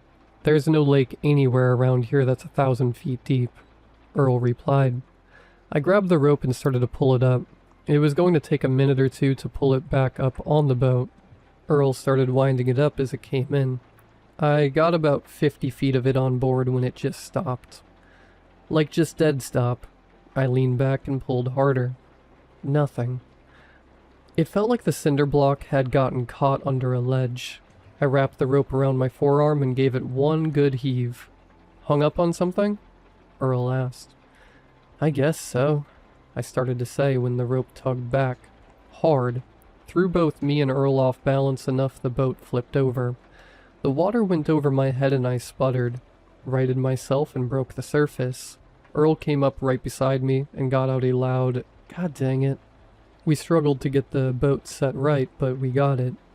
That's when I noticed the cleat had snapped right off. Rope and all had gone down into the lake. So, 3 days later, me and Earl were back again. We spent all afternoon setting it up. Got an electric motor to pull the rope back up and a pulley system at the end of a boom winch. It almost looked professional, bolted there in the back of his truck. Almost. Earl grinned and smacked our jerry-rigged setup on the side. I always knew those machine shop classes I took would come in handy. He backed up the truck and swung the winch over the water. It extended out about 10 feet. I tied off another cinder block, no shortage of those around here, and tossed it in. We watched the rope run and run, the spool spinning freely. We had it set up so it would spin in one direction but not the other, so we could winch it back up. The rope spooled out faster and faster. 200 feet, 300. It's still going, Earl said, incredulity in his voice. 400. No way, I said. Earl stopped grinning around 600. By 800, neither of us were talking anymore. The spool kept spinning all the way to the end. 4 minutes after I tossed the brick in, it ran out with another loud thunk. Hard enough the truck rocked backwards a bit. Jesus, Jake. What in the actual hell is going on here? That's 1,000 feet of rope. I have no earthly clue, buddy. There's no way it's 1,000 feet deep. I ain't got no more rope. Like, I guess I could order some, Earl said, but was interrupted by a loud groaning coming from the winch. Something was pulling on the rope. I could hear the strain of the fibers. The truck was practically vibrating. Then the front end of the truck started to rise up a hair. Jake, it's gonna take my truck, Earl yelled as he ran over and hopped in. He started the engine and began to pull away when all of a sudden all the tension let out of the line. I went over to the winch and turned it on and the rope began to wind onto the spool. It took a lot longer to pull it all up than I thought it would. But then I saw and smelled the cinder block. It was covered with a dark, glistening slime, something the color of rotting leaves mixed with oil, and it stank like, God, I don't know, a squished bug mixed with kerosene. I cut the line and let the brick drop back into the water. No way in hell I was touching whatever that was. Earl pulled his truck up away from the edge, got out and came over to where I was staring at the water. A camera, he said. What? Like an underwater one? I asked. Yeah, I know a guy. He's got an underwater rig. A little robot submarine. He uses it to inspect bridge pilings, dams, and culverts for the state. It's rated down to 1,500 feet, but it usually doesn't get used that deep. Got lights and a camera. You can drive it around, he said. Sounds like a plan. I said. But Earl, I paused. Isn't this more than a little bit weird? Like even for around here. Maybe we should call somebody. I don't know. Like an official? Jake, this is the most interesting thing that I've been mixed up in since Farmer Brindle's two-headed goat got loose in the dollar store. Look around. Nothing happens around here. I nodded. This place wasn't known for its excitement. I'm gonna call him. Get it out here, he said. I've got an old VCR we can hook it up to. Record what we find, I replied. Earl nodded. Good idea. The next couple of days passed without incident. I spent the time power washing the garage. I know, high excitement, but it's got to get done. Earl pulled up in his truck the next afternoon. It really was a pretty cool setup. The sub was about 4 feet long and had lights and a camera on the front that could be panned around remotely. We tied it off to the winch with the nylon rope. It had its own coil of cable for the camera that we sat on the tailgate. I made sure it had a full charge, Earl said, manhandling it out of the truck. It'll give us at least a couple of hours. Getting in the water took longer than it should have. The thing was heavier than it looked, and we kept second-guessing which end was supposed to go in first. I think the camera end goes in last, I said. That doesn't make any sense. How's it gonna see anything pointed in the mud? I didn't say pointed at the mud. I said last. As in, we lower in the tail first. Earl looked at me. That's the same thing. We went back and forth on it for a while before we figured out it didn't matter. The thing would right itself once it hit the water. We felt pretty stupid about that. Alright, easy now, Earl said. As we walked it to the edge, it was awkward. No good place to grip it. For God's sake, Jake, don't drop it. That thing probably costs more than my truck. We got it in without dropping it. Barely. Earl picked up the controller, and we watched it bob there for a second, listening a little to one side, and then it straightened out and sat there humming quietly.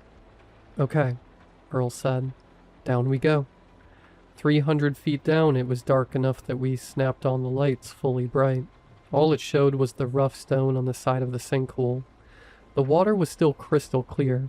Around 400 feet, the walls changed. I almost missed it. Earl, hold up. Can you back up a little? He reversed the sub and we both leaned in toward the monitor. The rough pitted limestone we'd been watching for the last 10 minutes had stopped. What replaced it was dark and smooth, almost glassy. I looked at Earl, he looked at me. We both looked at the monitor. That ain't natural, I said. No, he said, just that. We stayed there a minute, both of us staring at the screen. The sub's lights caught the dark surface and threw back a dull reflection. Whatever it was, it went down as far as we could see. Earl's hand was still on the controller. You want me to keep going? He asked. I should have said no. Yeah, I said. Keep going. At 800 feet, the walls just disappeared. The sub drifted out into the open water, and I realized I'd been holding my breath. The sinkhole had been feeding into something else the whole time.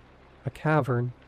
The sub's lights didn't reach the far walls, didn't reach the bottom, just open black water in every direction, and the hole we'd come through sitting in the ceiling like a drain in reverse. Earl? I said. Yeah, he said.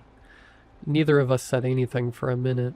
The sub just hung there in the dark, lights cutting maybe 30 feet in any direction and then nothing.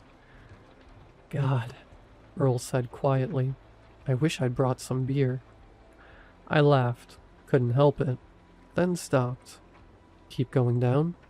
I asked. He already was. Can you point the lights down? I asked. Earl adjusted the controller and the sub nosed down slowly. The light swept across what I thought was the bottom of the cavern, and I squinted at the monitor. Something was down there. A tangle of shapes, thick and dark and piled on each other like cable left in a heap. What the hell am I looking at? Earl said, mostly to himself. The sub drifted lower. The shapes resolved a little. thick as tree trunks, some of them thicker, coiled loosely over and around each other, tapering at the ends, widening in the middle. Some of them were moving, drifting, kind of like seaweed. Earl? I see it. One of the big ones began to uncoil. It peeled away from the mass, and as it moved, it revealed a surface beneath it, dark and rounded and covered in a texture I couldn't make sense of at first. It was dark and bumpy like an old avocado. I was still trying to figure out what I was looking at when it split open down the middle. It was an eye. Had to be 20 feet across. The iris was the color of old bronze, and the pupil was shaped like a triangle, and it was looking up at the sub. My stomach dropped straight out of me. Then the rest of them started moving. All of it. The whole mass coming apart into individual shapes. Eyes on every surface. Opening. Mouths, too. Rows of teeth catching the light, opening and closing on nothing. The cables, the arms, whatever they were, filled the cavern below us. The monitor went dark. "Earl, we have to get out of here," I screamed, but Earl seemed frozen. I grabbed Earl's arm. He was still staring at the monitor. Earl, we have to go right now." The surface of the pond began to swell and boil, whirlpools and waves churning around.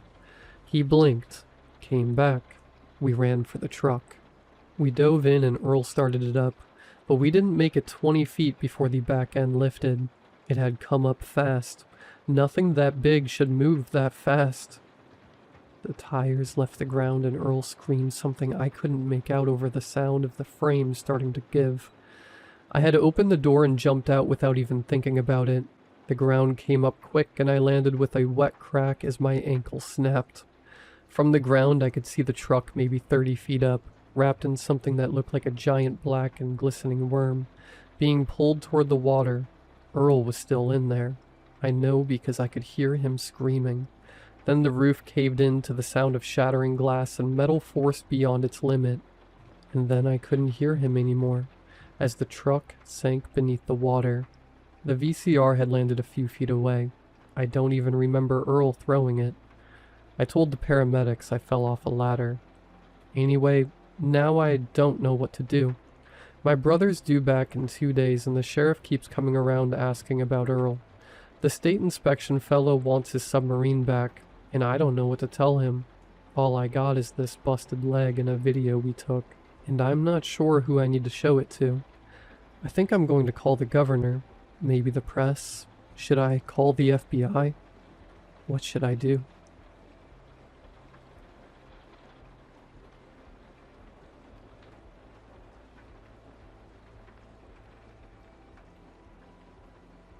I don't know how to start this. I've been staring at my screen for 20 minutes trying to figure out where exactly things went wrong. Maybe it started the night of the accident. Maybe it started before that. I honestly don't know anymore. My name doesn't matter. What matters is that 3 months ago, I had a perfect life. Sarah and I had been married for 6 years. 6 quiet, boring, beautiful years. We lived in a small house in Denton Street. She worked at a school. I worked from home doing accounting stuff. We had a cat named Biscuit. We watched movies on Friday nights. We argued about who left the kitchen light on. Normal. Everything was so normal. Then came October 14th. I was driving home from my cousin's place around 11 p.m. Rain was coming down heavy that night. I remember the wipers going like crazy and the road looking like a black mirror. I don't remember the exact moment it happened. 1 second I was driving, next second a flash of white light, a sound like the world cracking open, and then nothing. I woke up in the hospital. Sarah was sitting right beside me, holding my hand so tight her knuckles were white. She had clearly been crying for hours. Her mascara was all the way down her cheeks. "You're okay," she kept saying. "You're okay, you're okay." I had a cracked rib, a gash on my forehead, and a concussion. The doctor said I was lucky to be alive. A truck had drifted into my lane. The car was totaled. I spent 2 days in the hospital. Sarah stayed both nights, sleeping in that horrible chair beside my bed. She was the most caring person I had ever known. and I loved her more in those 2 days than I ever had before. Things felt normal when I got home. For about a week, the first thing I noticed was the smell. Sarah always smelled like this vanilla body lotion. She'd been using it since before we even got married. It was one of those small things I loved about her. Whenever she walked into a room, there was this soft, warm smell. About a week after I came home from the hospital, she walked past me in the hallway and I smelled something else. Something cold, like wet earth. Like a basement that hadn't been opened in years. I didn't say anything. I thought maybe it was something she'd picked up outside. Maybe from the garden. I let it go. But it kept happening. The second thing was the way she slept. I've slept next to Sarah for 6 years. I know how she sleeps. She always curls up on her left side facing away from me, with one hand tucked under the pillow. Always, without fail. About 10 days after the accident, I woke up at 2 a.m. for no reason. Sarah was lying flat on her back, completely straight, arms at her sides, eyes closed. She wasn't snoring, she wasn't shifting, she wasn't doing anything. She looked like she was laid out in a coffin. I told myself, people sleep in weird positions sometimes. I rolled over and closed my eyes, but the next night, I woke up at 2 a.m. again. Same position, flat, still, arms down. I put my hand near her mouth to feel if she was breathing. She was, but just barely. Tiny little shallow breaths. I didn't sleep the rest of that night. I want to say something here because I know how this sounds. I was not going crazy. I had no history of mental illness. Yes, I had a concussion, but the doctors had cleared me completely. I was not imagining things. I know what I saw. The third thing was the photographs. Sarah loved photos. Our house is full of them. Framed pictures on every wall. Our wedding, our holidays, random Tuesday afternoons she found beautiful enough to capture. She's always been like that. One evening I was dusting the shelves in the living room and I stopped in front of our wedding photo. It's a big one, right above the fireplace. The two of us outside the church, me in my gray suit, her in her white dress, laughing at something one of the guests had said. I looked at it for a long time, then I felt my stomach drop. In the photo, my arm is around Sarah's shoulder. Her hand is up near her face, laughing. Everything normal. Except, Sarah's shadow on the ground behind her was pointing in the wrong direction. My shadow stretched behind me away from the sun. Normal. Her shadow pointed toward the sun, toward the light. Shadows don't do that. Shadows can't do that. I took the photo off the wall. I stared at it for a long time under the kitchen light. I told myself it was a camera trick. A lighting thing. Something with the way the photo was printed. I put it back on the wall and I never looked at it again directly. But sometimes from across the room, I could feel it. Like it was wrong in a way I couldn't explain with words. I started watching her. Not in a crazy way, just paying attention. She never ate much. I noticed that. She used to love food. She could finish a whole pizza by herself on bad days. Now she moved food around her plate. She drank water, but I never once saw her actually swallow a bite. She stopped going to bed before me. She used to fall asleep on the couch by 10 p.m. Now she sat in the chair in the corner of the bedroom just waiting until I got into bed. Then she would lie down. Her phone? Sarah used to be on her phone constantly, texting her sister, scrolling through cooking videos. One day I picked up her phone while she was in the shower. No messages, no call history, no app usage. Like the phone had never been touched. I called her sister, Mira, from my work phone. "Hey," I said, trying to sound casual. "How are you? Have you talked to Sarah lately?" There was a pause on the other end. "What do you mean?" Mira said slowly. "I just mean recently, like this week." Another pause, longer this time. "Are you okay?" Mira asked. Her voice sounded strange, tight. "I'm fine, why?" "Sarah hasn't..." She stopped. "Can you come over? Can you come here right now?" I told Sarah I was going to the pharmacy. She smiled at me from the couch, that warm smile I had fallen in love with. "Don't be long," she said. Mira opened the door before I even knocked. Her eyes were red. She looked like she hadn't slept. She sat me down at her kitchen table, and she put her hands flat on the table and she looked at me. "She's been calling me," she said. "Every day. Twice a day sometimes." I stared at her. "Okay." "She's been calling me from a number I don't recognize. Not her number." Mira's voice was barely above a whisper now. "She keeps saying the same thing every time." I didn't want to ask.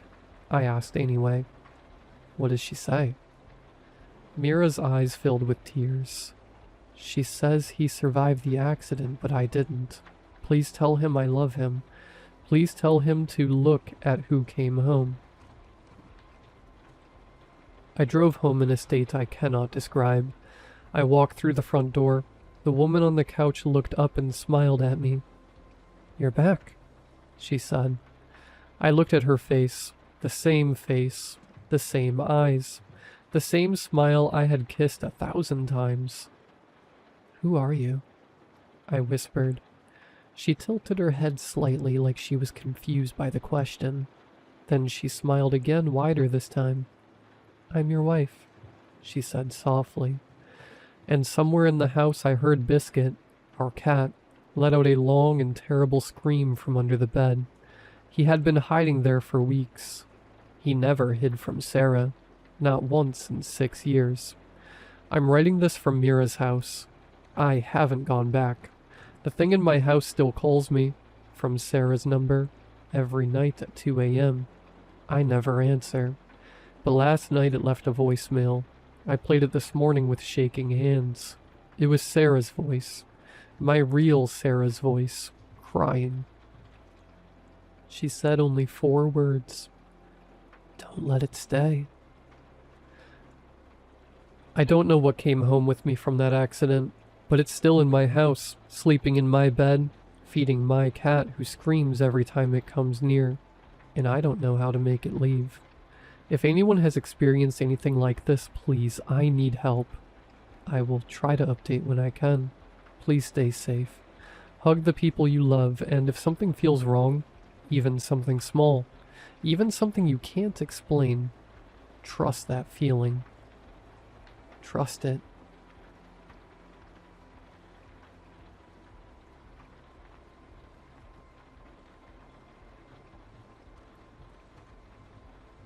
Hey, Chris here. Thought the almighty internet might have some solution to my bizarre problem. Well, it's more of a situation than a problem, but I'm running out of time and I'm running out of options. I think my grandmother is about to get killed. I mean, should I say get killed? Or die? I don't know anymore. I should explain. It's a weird predicament I'm in, but I love my grandma and I want to save her. Help her somehow. The problem is that where I live, this town, whenever someone is born, someone has to die. And it's not just being born. If you ever come inside the perimeters of our town, you will inevitably kill someone in here. I know it's crazy, but I swear it's how it works. Trust me, I have enough evidence of that. It's called my life. And trust me, there's a reason our town is in the middle of nowhere. There's a reason we have the insane number of rules we have, and well, there's a reason I'm explaining all of this to the internet, even though it's strictly forbidden by law here. You might be wondering why I'd be worried about my grandma specifically. Well, the thing is, I'm going to have a baby sister. And if you're following so far, I think you know what that means. Or maybe you don't. I should probably explain myself because it sounds simple, but it's not. So let me explain how things work in this hellhole I call home. So, like I said before, outsiders are forbidden to come in. We have no tourists. So don't even think of trying to find me, please. We don't want outsiders. I don't want to be responsible for... I don't want to cause more trouble. We don't even let the people who carry our food and supplies to come in. It's all done with some weird long mechanical tunnels. So there's some basic rules around here. Having animals is not forbidden, but it's highly discouraged, and every animal has to be neutered. Anything from a parakeet to something bigger. Humans excluded, of course. I live with my mom, my dad, and there's me and my grandma. We used to have a bird. Relevant part. Used to. But well, it was my fault. I'm such an idiot. Let me illustrate how messed up this situation is. When I was young, I found a dog, a stray, outside the town's border. I was just a kid. I didn't consider it. I didn't consider the rules. I had some cheese on me and threw it at him. He of course started following me around. And I went home all happy and glad I had a new friend. When I got home, my bird was on the ground. I don't think I need to explain what happened, besides how dumb and naive I was as a kid. My parents, though, oh boy, I was never grounded so hard in my life. They were absolutely fuming. You know the rules here are more like guidelines, and each family has to fend for themselves. I didn't just kill my bird that day. I almost killed someone in my family. Like, each family is on their own. When someone is born, usually the person who dies belongs to the family. When I was born, my other grandma from my dad's side died. When someone new comes to town, as rare as that is, it's more random. When I brought the dog, he kind of became part of the family. Animals are different. Sometimes they take another animal's place. Sometimes someone else's. That's why they're highly discouraged. Don't ask me how it works with bugs or worms or something. I have no idea. We still have that dog. I guess we have to. So yeah, this isn't just some quirky little fun scenario for me. It's quite literally life and death. That's why I'm scared. I know what's going to happen. Oh, and by the way, I'm not scared for myself. I know my grandma is next. The older you are in the family, the more likely you are to be picked. It's almost guaranteed. Otherwise, it would be total chaos. So yeah, that's why I can't leave town. That's basically saying goodbye to my parents forever. Everyone in town has to stay, or we essentially get replaced. Which also means I can't really leave to take my grandma's place. Then I'd be gone forever. And maybe my grandma still dies. My sister is born and then some stranger takes my place. I love my family. I don't want to go. And I don't want to deprive them of their son. I don't want my sister to just replace me. But I want to save my grandma somehow. Or at least find some loophole or something. That's why I'm asking for help. Maybe you don't believe me. Let me give you more proof. I told you already, when I was born, my other grandma died. Everyone got upset in my family, but it's what's expected, I guess. Not my grandpa, though. He hated my guts after that. He was really rough with me. I remember him taunting and teasing me, saying one day he would have another kid and then I'd die. Or one time he took me to the border of town and kept pushing me near the lines so that I was almost out. He kept yelling at me. What are you scared of, huh? Scared you're gonna fall? God, I hated that man. The way he died was a joyous one for me. I know what you might be wondering. How did he die? He died of old age. We're not immortal here. That would be silly. The man was 95 years old and a chain smoker. That's not the bizarre part, however. There was a gruesome death in our town some years ago. A man had a girder hit him in the head and killed him straight off. I was one of the people who witnessed it. It messed me up. A lot. I remember being a kid and falling after seeing that. And I remember there was a little girl next to me. She couldn't have been more than 5 years old. She just came strolling by on a bicycle, not giving a crap that a man had just died. She just passed everyone and passed near me. I'll never forget what she said to me. What are you scared of? Scared another one is going to fall on you? I'll never forget her squeaky voice as she rode off in her stupid red bike. I hated that kid. Oh, the man hit by the girder. That's a whole other story. Apparently, everyone in town knew. The man who died, well, he cheated on his wife, And I'm pretty sure the day the kid was born, well, that's the day. The day I saw the girder hit his head and take his lower jaw clean off. He died on the spot, but everyone around, everyone near him, they didn't care. No one cared. It was like karma. Like everyone saying, you deserve it. People in this town are brutal. You obviously can't just have kids. Not out of wedlock and not out of city planning. Our version of Planned Parenthood is quite literally planned. You can't just have kids willy-nilly. There's rules. There's another story I recall of a man who did some, well, things I can't describe on the internet if I don't want to get banned, to his daughter. As soon as the town found out, they hanged him. Yes, we hanged him. Well, not me, I was just a kid, but this place, there's something different about it. It's old. It's sacred. Harming someone else like that, it's like doing that crime times 100. That's what my mom used to say when I was a kid. If you harm someone in town, you're harming everyone. I'm not sure what that means, but at this point, I don't want to think about it too much. I want to retain some of my sanity. And that's not what's weird about this story. When I was older, some of the even older kids told me what else the adults did. Like when the man who was hanged died, they say a stray dog walked into town. Fairly standard stuff, I guess. Thing is, the townspeople took that dog and killed it too. I hate violence towards animals, but they said they had this rage about them. Like they knew something. Maybe there was something wrong about that dog. But it didn't end there. Once the dog died, a cat came to town. They killed it too. Then a possum, then a rat, a smaller mouse, a bird, and, well, that's it. That's as much as the older kids told me. They said one other thing that disturbed me a bit. They said afterwards they gathered together and ate every single animal they killed. Cooked, of course. Not that I'd have much interest in eating a cooked rat, I guess. I'm not really sure what happened after that day. Some people tell me the town used to have 1,000 people before that. I heard other rumors that there's something locked up in the basement of the mayor's office, serving some punishment. I'm not sure. Even after I became an adult, they wouldn't say. It's a sort of town secret. It doesn't really matter. You get my drift. Now you understand what's the deal with this place.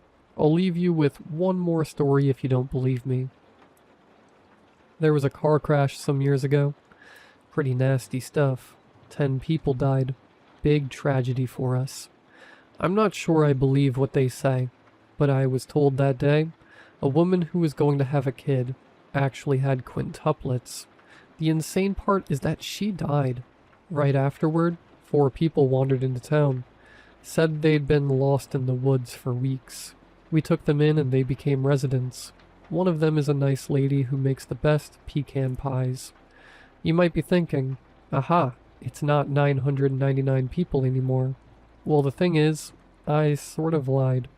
The initial report said 10 people died, but that's not true. 2 of them survived. If you can call it surviving. Those people, those 2, what happened to them? Their faces, their bodies? It's no way to live. It's like they're being forced to stay alive. I don't want to talk about them, to be honest. So now you understand what's at stake. If someone dies, someone has to take their place. And when someone is born, well, someone is going to die. Someone in the family. Wait, hold up, my mom is yelling for me. Update. I have to go to this hospital. I'll talk to you later. Edit. Hey guys, I guess I was too late. My mom's water broke and the doctor said the baby is coming sooner than we expected. I seriously messed up. I thought I had another month. It's been a few days and I've talked to my grandma a lot in the meantime. I'm at the hospital writing this, waiting for my baby sister. At least my mom thinks it's a girl. I didn't mention this, but my mom is more traditional. She didn't get a lot of ultrasounds. She just let the baby develop naturally. I guess she's confident the baby is fine. Makes sense in this town. I exhausted all other options. I'm scared about what's going to happen. My grandmother is at peace with what's to come, but it's just so unfair. I really wish I could help her. Thanks for trying, guys, even though there was no time for suggestions. Wait, here comes the doctor now. He looks somewhat shocked. Why was he looking at me like that? I went to talk to the doctor. I can't believe this. I don't understand what's going on. My mom just had triplets.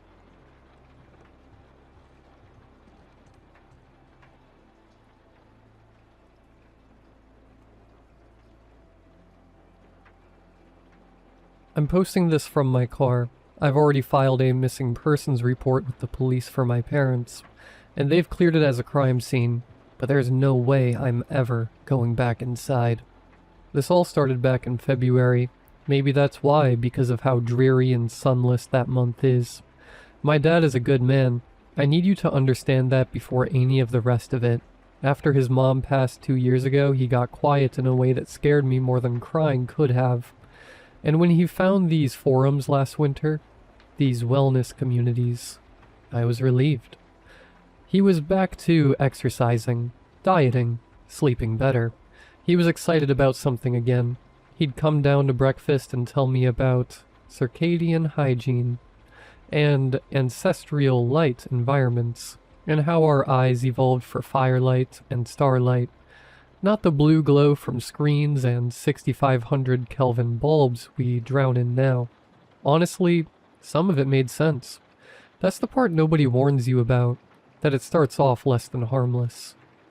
The first simple healthy habit was showering in the dark. He read that artificial light at night wrecks your melatonin, and the bathroom was the worst offender, so we started showering with night lights for minimum light. I went along with it. I didn't have to read shampoo bottles anyway. My sleep even improved. Then it was no screens after sunset. The emitted light causes dark circles. This was a huge issue. My mom and I felt we shouldn't have to change our routines and give up creature comforts for his lifestyle choices. What sucked was he was understanding, and compromised to sequestering himself in rooms with no screens after sunset. It upset us, and eventually we cut back on our screen time just so he could spend more time with us. We ended up bonding more. Who could have guessed phones and streaming services separated families? Even after he changed all the bulbs in the house to the lowest Kelvin, he still refused to turn on a light unless it was absolutely necessary. It deeply irritated me and my mom, because he'd still use his laptop, on the lowest brightness setting with blue light blockers however, to spend his days on the wellness forums, researching. He started talking at dinners about how even fire and candlelight was a compromise our ancestors wouldn't recognize. How the truly restored nervous system needs real dark, total dark, the dark of a cave, a womb, a place where your sunset melt into the environment and your edges blur. Your bodily systems balance out and synchronize, and you go back. We didn't have a response. That's where I should have said something though. Anything. 2 weeks ago, he taped contractor bags over my bedroom window while I was at school. When I got home, he was proud. He showed me the seams, how he'd gotten it so that there wasn't a single pinhole. Cassie, I'm getting a 2 on the Lux meter. 2? The guys on the forums are gonna love this. Staring at his phone, posting it. 3 days ago I came downstairs and tried to flip the kitchen switch. No 2000K melatonin improving infrared bulb. Gone. Every light bulb in the house was gone. He'd gone around with a stepladder and a trash bag and collected all of them. Even the one in the oven. Even the little one in the fridge that you'd have to break the door mechanism to reach. The bag was filled with shattered bulbs in the bin outside. I came back inside and found him reading the forums. Before he could open his mouth, I screamed at him. Thank God Mom had already gone to work. I screamed and cried and begged him to just please be normal. Please stop looking at his laptop while I talk to him. He just looked sad. Like I had hurt his feelings over something he was proud of. He looked normal. He said he would fix things, and put everything back to how it was originally. He promised and hugged me. I went to school worried for him and Mom all day. A part of me truly believed I'd come home and the house would be bright, with clear windows and televisions blaring. During the day I tried to call my mom, hoping to prep her on the latest piece of insanity, but kept getting sent to voicemail. My vision stung driving into the sun on the way home, my eyes all too well chronically adjusted to the dark. I kept thinking about being so exposed in the light, and how my dad was right, that being in the dark made you lose your sense of bodily self. I wish I could have crawled under my blankets in bed, and let the feeling of sensory deprivation dissolve the knot in my stomach. When I got home, Mom's car was already in the driveway. The house looked like a bad dream, a perfectly normal exterior with flat black windows.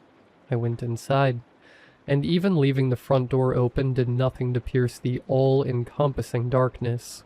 I went to the front window to tear the contractor bags with my nails, and winced as I scraped something hard and gritty. I shined my phone light and saw he had painted some kind of truck bed liner over the windows in thick layers. I turned to the interior. Dad? Mom? The phone flashlight was all I had. Living in darkness made it feel less like a beacon, and more like a trespasser. I checked all upstairs, calling for them. As I made my way back down near the kitchen, I froze. The basement door was open. I hadn't checked the basement yet. Dad? Mom? Please. Please say something. Nothing.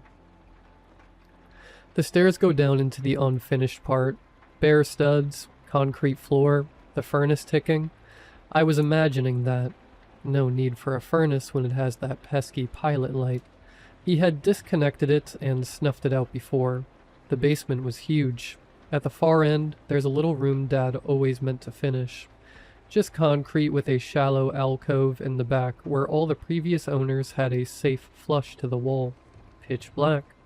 My flashlight couldn't find the back of it from where I stood. Something about the room was oppressive. I didn't cross past the threshold. I just did my best to shine the light in. That's the part I keep snagging on. The light went in and didn't come out, like the alcove was deeper than the house. And from inside it, my father's voice. Calm, close. Cassie. I couldn't see him. I want to be precise because the police asked me 4 times and I gave the same answer every time. I was pointing my light directly into that room and there was no one in it. Cassie, Mom's in here with me. Come here. I started crying. I asked him to come out. I begged him. I told him I'd take him anywhere. I'd stop fighting him about the lights. I'd beg every window myself. Just come out, Dad, please. If you come in here, he said, everything will go back to how it was before it all began. I asked him what he meant. I asked him how. I stood there in the dark, asking the alcove how, and there was no answer. There was never an answer again. I walked in. I did. I pointed the flashlight into every corner of that concrete room, and it was empty. No alcove deep as a well. Just a shallow dent in the wall not even a foot deep. No father, no mother. Concrete and dust and the smell of cold concrete in my own breathing. I searched the whole house. Both floors, closets, the attic crawl space, under beds, the backyard. I checked the alcove again and stared at the wall. I screamed myself hoarse. I called the police. They were kind. They were thorough. 6 officers swept that house with real flashlights. Not a phone, and a canine. And they found nothing. No sign of forced entry, no sign of him or Mom. They asked about the windows and I watched them decide quietly. What kind of man spray paints truck bed liner on his windows? And what kind of daughter waits this long to call? The part I can't explain, why it's being posted here and not a news source, is the center of this. I explained why I took so long to call, that my dad started off getting better rather than worse. I went to show them the forums on his laptop, his reasoning for altering the house, and they were gone. I checked his search history, even searching the forum names and keywords. You couldn't burn those images of deep wine red text on black boxes out of my brain. I know what I saw. They shrugged and said they would look into it, and took his laptop. I finished filing the report this evening. 2 missing persons. House clear and safe to enter again. No signs of intruders. So that's everything. That's the whole thing. Start to finish in order. The way I needed it down before the doubt finishes settling in. If you are just finishing this, scroll up to where it all began, where my dad was still just a grieving family man getting too into a wellness trend, where the worst thing in the house was no Netflix after sunset. I want you to read it knowing how it ends. I've started sleeping with the dome light of my car on. Never any dark. I think about what he said the dark would help undo, how it would feel like a return to a womb. Something where you would blur and meld with the universe in desensitized harmony. Before even the Big Bang brought light. Going back to how it was before it all began. And some nights I lie in that careful light, and I find myself wondering what would happen if I'd walked into the dark a little faster. I think about it more than I should.